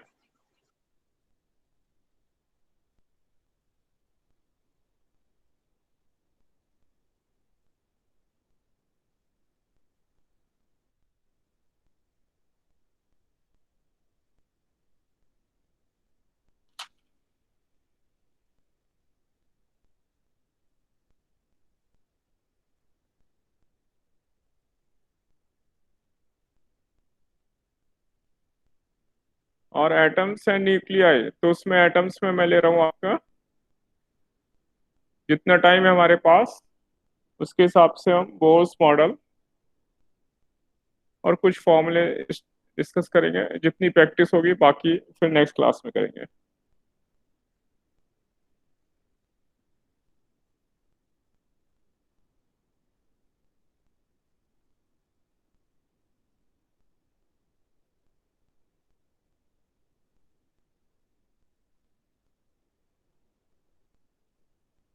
ये तो आपने केमिस्ट्री में भी पढ़े हैं, bourse postulates.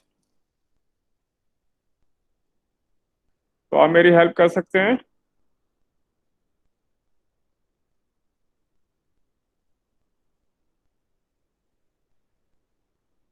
First property,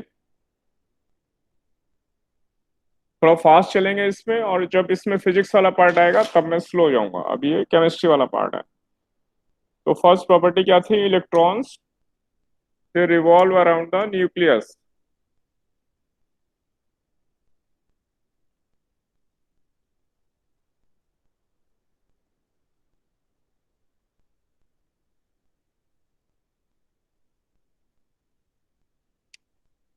in circular orbits.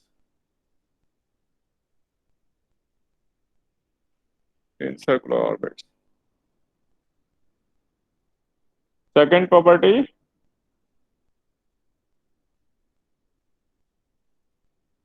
ये जिस ऑर्बिट में मूव करते हैं, these orbits are stationary orbits, जिनकी एनर्जी फिक्स होती है।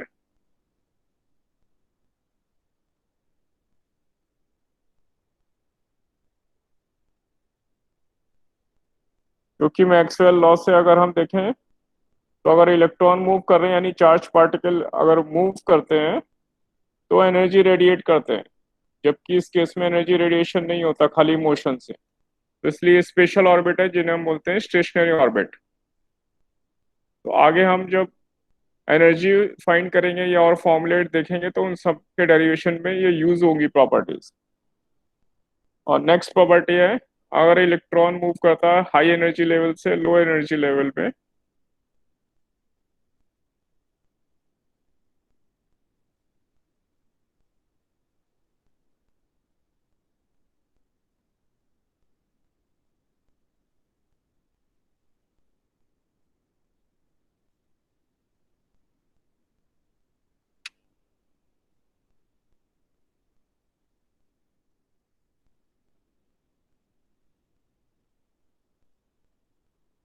तो वो फोटोन एमिट करता है, यानी इट एमिट्स फोटोन।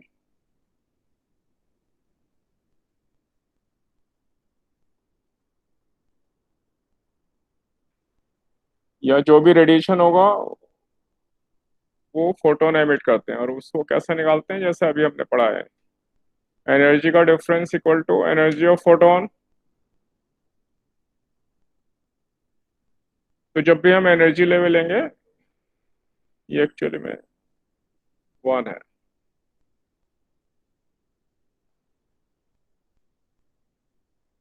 तो ये हाई एनर्जी लेवल, ये लो एनर्जी लेवल, जिस भी ऑर्बिट से दूसरे और नीचे वाले ऑर्बिट में इलेक्ट्रॉन जंप करेगा तो इस एनर्जी डिफरेंस के बराबर वो एनर्जी रेडिएट करेगा, जिस एनर्जी रेडिएशन वो फोटोन की फॉर्म में होगा, और उसकी एनर्जी hc/λ होगी। इससे हम रेडिएशन की वेवलेंथ फाइंड करेंगे। तो ये हम बोर्स मॉडल में न्यूमेरिकल्स में कंटिन्यूअस यूज करने वाले हैं। और इसके अलावा एक और प्रॉपर्टी है, एंगुलर मोमेंटम ऑफ इलेक्ट्रॉन्स।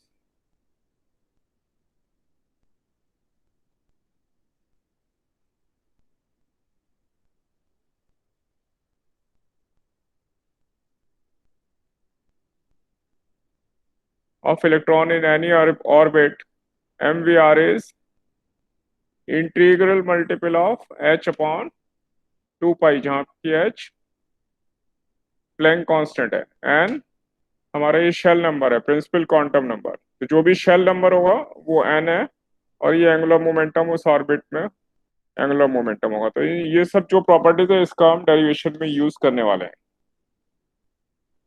तो स्टूडेंट्स, यहाँ तक कोई डिफिकल्टी है तो आप पूछ सकते हैं।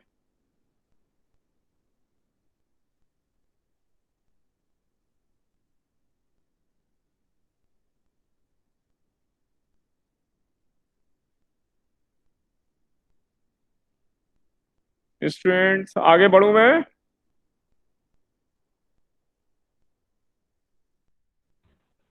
Yes sir. ओके, मैं मान रहा हूँ यहाँ तक आपको कोई डिफिकल्टी नहीं है, everything is very simple, very easy.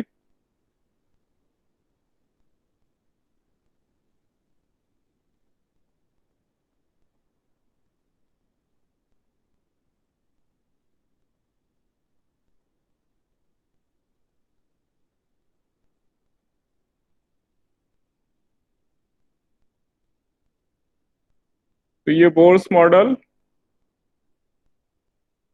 H type atoms के लिए एप्लीकेबल है, एच टाइप आयंस के लिए। एच टाइप मतलब हाइड्रोजन के लिए तो है ही, जिसमें एक इलेक्ट्रॉन है आउटर ऑर्बिट में, और जो भी ऐसे आयंस हैं जिनमें एक एक इलेक्ट्रॉन है उन सब के लिए वैलिड है। तो जैसे इलेक्ट्रॉन हाइड्रोजन में एक इलेक्ट्रॉन है, ऐसे हाइड्रोजन टाइप आयंस कौन कौन से होंगे? हीलियम,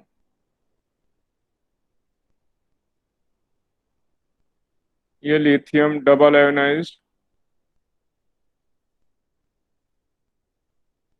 बेरिलियम, तो ऐसे एटसेट्रा, ये जो भी जिनके आउटर ऑर्बिट में सिंगल इलेक्ट्रॉन है,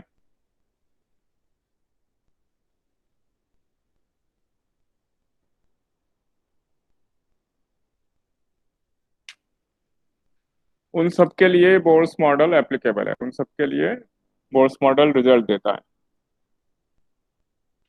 तो इसमें जो फॉर्मूले वो कैसे ड्राइव करते हैं ब्रीफली देखेंगे, हमें डेरिवेशन ज़्यादा नहीं करना है, ब्रीफली देखेंगे और फिर उसको लर्न करने के मैं शॉर्ट मेथड भी बताऊंगा कैसे लर्न करना है उसको।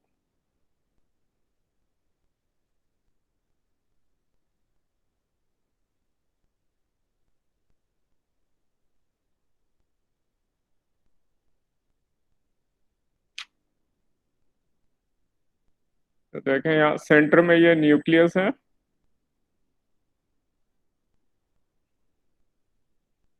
और यहाँ पे हमारा ये इलेक्ट्रॉन है।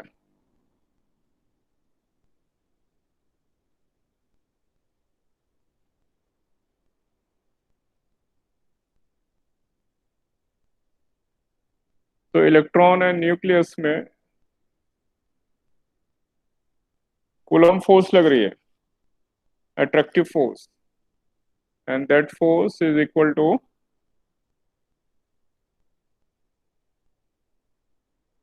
1/4πε0 into Q1 Q2। Positive charge nucleus में Z एटॉमिक नंबर है, तो Z इंटू ही इतना पॉजिटिव चार्ज होगा न्यूक्लियस में, into charge on electron upon R², इतनी फोर्स होगी दोनों के बीच में, और ये फोर्स इस इलेक्ट्रॉन को सेंट्रीपिटल फोर्स प्रोवाइड करती है।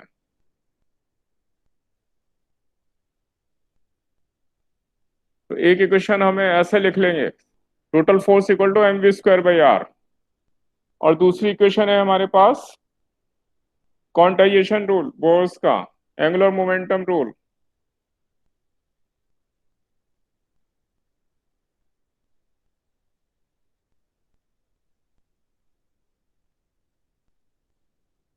That is mvr equal to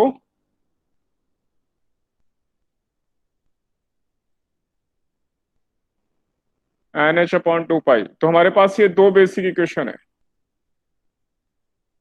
तो इसके बेसिस पर हम वेलोसिटी और रेडियस फाइंड कर सकते हैं। रेडियस की वैल्यू यहाँ से निकालकर, इस पूरे इक्वेशन से निकाल के इसमें रख देंगे, यहाँ एक रेडियस कैंसिल हो गई, और रेडियस की वैल्यू यहाँ से निकाल के इसमें रख देंगे, तो हमें वेलोसिटी मिलेगी। मैं डायरेक्ट रिजल्ट लिख रहा हूँ,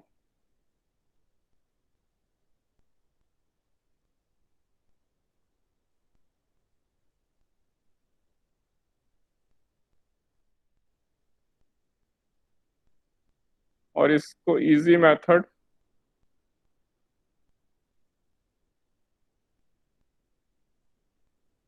इससे याद रखेंगे। Z एटॉमिक नंबर है, जो भी ये एलिमेंट होगा, हाइड्रोजन या कोई भी हाइड्रोजन लाइक एलिमेंट है, ये उसका एटॉमिक नंबर, ये N shell number, C speed of light, तो वेलोसिटी ऐसे आ जाएगी, और जो फिर वेलोसिटी आई उसको इस फॉर्मूले में रख देंगे, तो हमें रेडियस मिल जाएगी, जिसको कि मैं डायरेक्ट लिख रहा हूँ।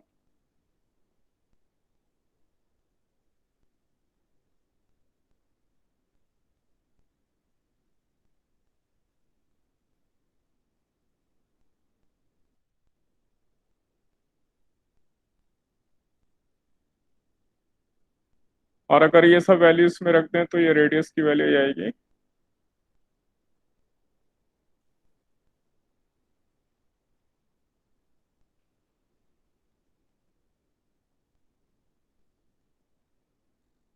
तो हमें ये बेसिक ये वाले फॉर्मूले याद कर लेंगे, तो इससे भी हमारा काम हो जाएगा। वेलोसिटी के लिए C137 Z/n, और रेडियस के लिए 0.53 एंगस्ट्रॉम इंटू N²/Z। इस फॉर्म में हम ये फॉर्मूले नोट कर लेंगे, याद कर लेंगे। पहले यहाँ तक देखो, फिर आगे बढ़ता हूँ। यहाँ तक कोई डिफिकल्टी है तो बताओ मुझे।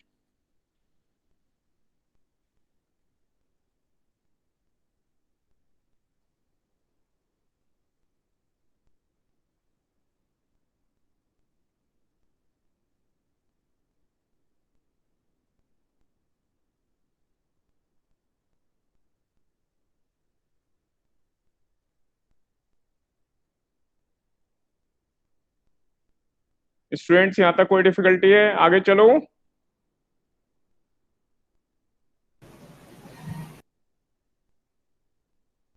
आप लोग नोट कर रहे हो या आपके पास है ऑलरेडी?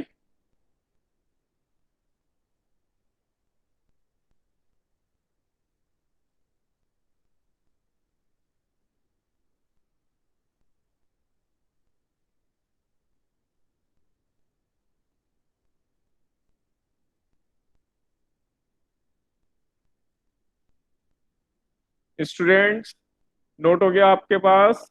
आगे चलो। Yes, sir.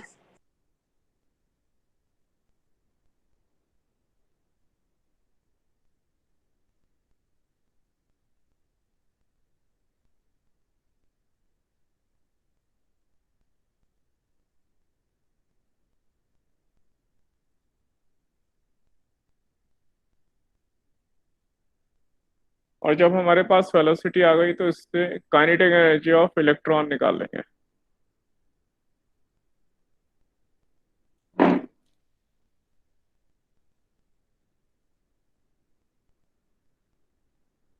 v की वैल्यू जो हमें यहाँ पे मिली है, ये सब पुटअप करने के बाद ये फॉर्मूला क्या आएगा वो लिख रहा हूँ मैं, और उसे लर्न करने का मेथड भी बताऊंगा।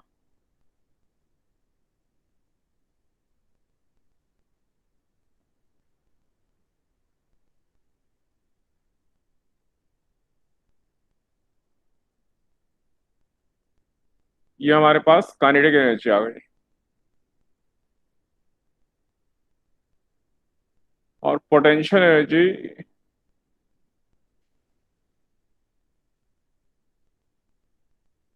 -1/4πε0 Q1 Q2 अपॉन R। यहाँ R की वैल्यू रखने से ये पोटेंशियल एनर्जी आएगी जो कि इसकी डबल होगी। मैग्नीट्यूड में डबल है और साइन नेगेटिव होगा।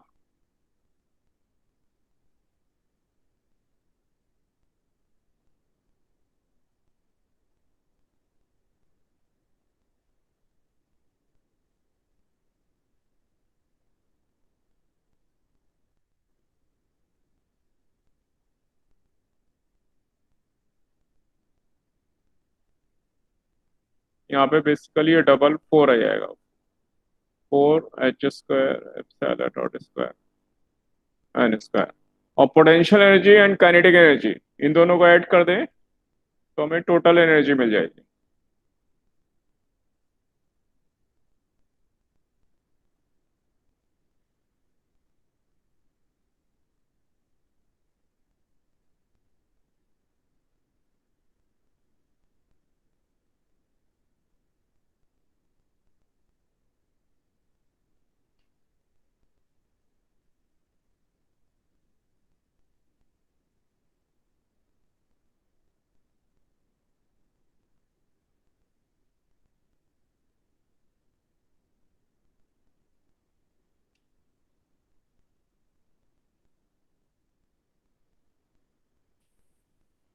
तो हमारी ये टोटल एनर्जी हो गई, और टोटल एनर्जी इसकी एब्सोल्यूट वैल्यू ले लें तो काइनेटिक एनर्जी मिल जाती है, इसलिए मैं लिख सकता हूँ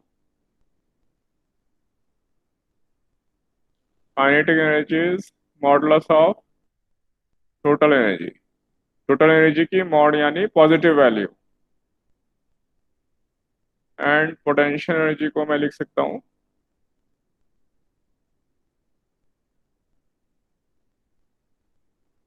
2 टाइम्स ऑफ काइनेटिक एनर्जी। इसको 2 से मल्टीप्लाई कर दें तो हमें ये पोटेंशियल एनर्जी मिल जाएगी। तो हमें, अगर हमें टोटल एनर्जी मालूम है तो ये सब हमें इजीली मिल गए। और इस फॉर्मूले को लर्न करने का शॉर्टकट मेथड देखेंगे। MEZ यानी ये हो गया मेज, MEZ मेज, मेज पर 8 और ये HEN 8 हैन, इससे हम लर्न कर सकते हैं इसको इजीली। मेज पर 8 हैन, और ये 4 इंटू 2 8, ये भी 8, और 2 इंटू 2 इंटू 2, इनका मल्टीप्लीकेशन भी 8। तो सब जगह सिमेट्री आ रही है, 4 इंटू 2 8, 2 इंटू 2 इंटू 2 8, और यहाँ भी 8। और अगर ये सब वैल्यू इसमें रख दें तो ये हमारे पास आ जाएगा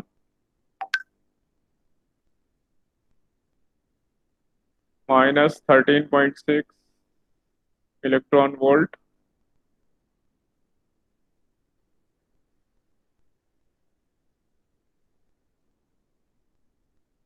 तो न्यूमेरिकल में यूज करने के लिए टोटल एनर्जी हमें इतनी मिल गई -13.6 electron volt into Z² upon n², Z² upon n², J atomic number और n हमारा शेल नंबर। इसको हम न्यूमेरिकल में इस रूल से यूज करने वाले हैं।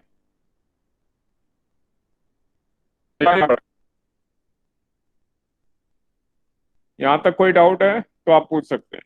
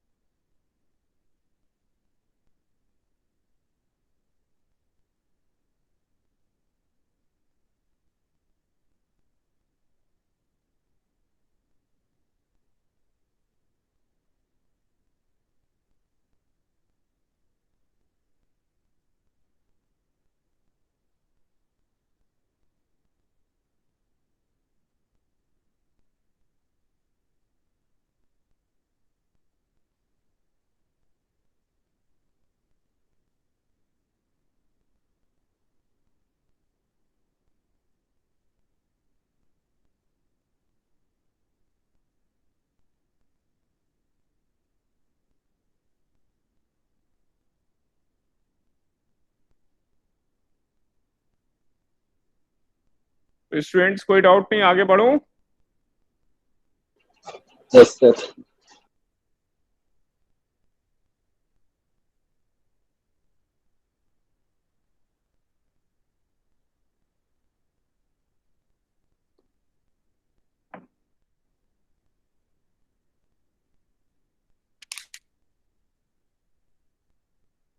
अब देखते हैं हाइड्रोजन एटम के लिए।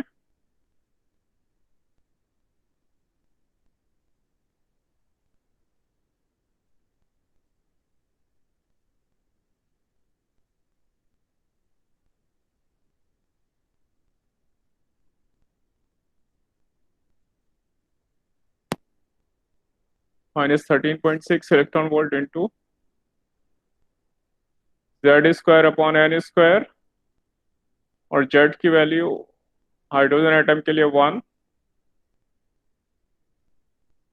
इसलिए एनर्जी आ गई -13.6 इलेक्ट्रॉन वोल्ट अपॉन n²। तो n की वैल्यू 1 2 3 4 रखते जाने से यहाँ पे हमें टोटल एनर्जी मिलती जाएगी। तो n1 रख दिया तो टोटल एनर्जी, ये सब हमें याद रखनी है वैल्यूज, इससे न्यूमेरिकल हमारे फास्ट होंगे। n = 2 तो energy -3.4 electron volt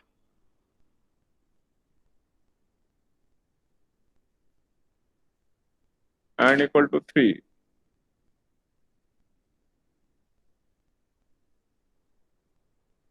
-1.5 electron volt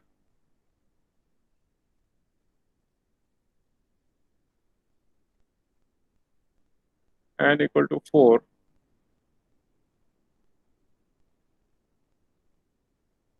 0.85 electron volt. सब याद रखने हैं ये, 7 तक लिखूंगा।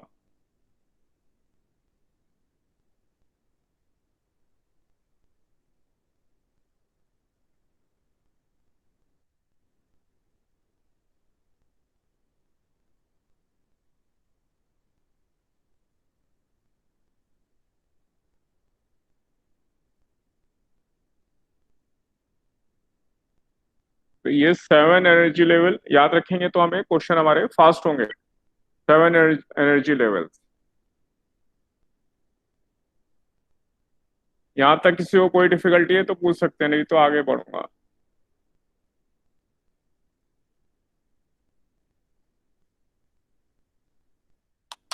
Students all okay, all fine? Yes sir.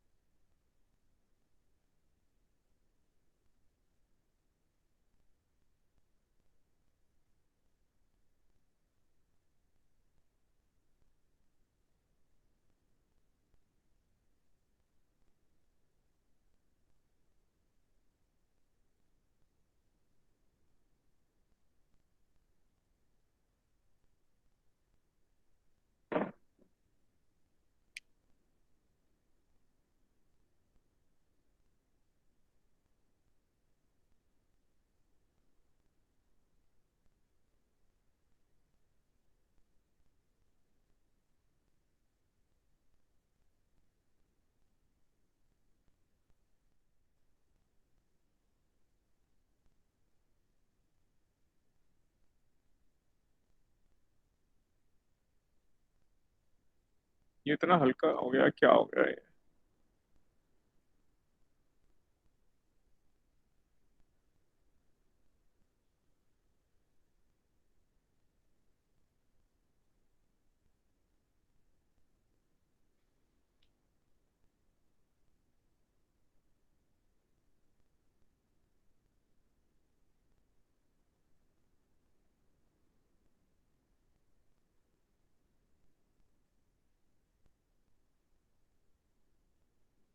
ये एक बड़ी लाइट हो गई, 1 मिनट देखता हूँ क्या होता है ये मैंने।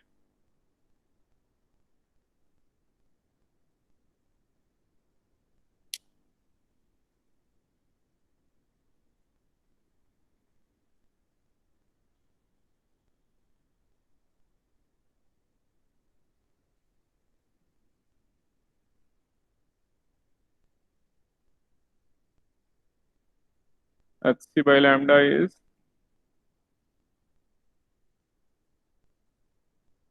High level minus low level. ये बहुत लाइट आ रहा है, 1 मिनट, कुछ गड़बड़ कर दिया मैंने।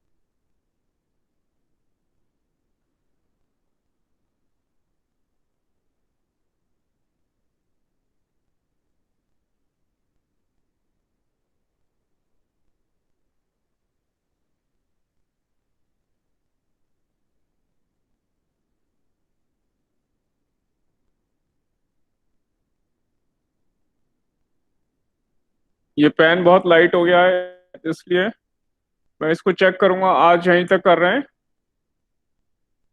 बाकी अगली क्लास में कंटिन्यू करेंगे। ये पेन में कुछ डिफिकल्टी हो गई है, अभी ठीक करके फिर देखता हूँ। ठीक है।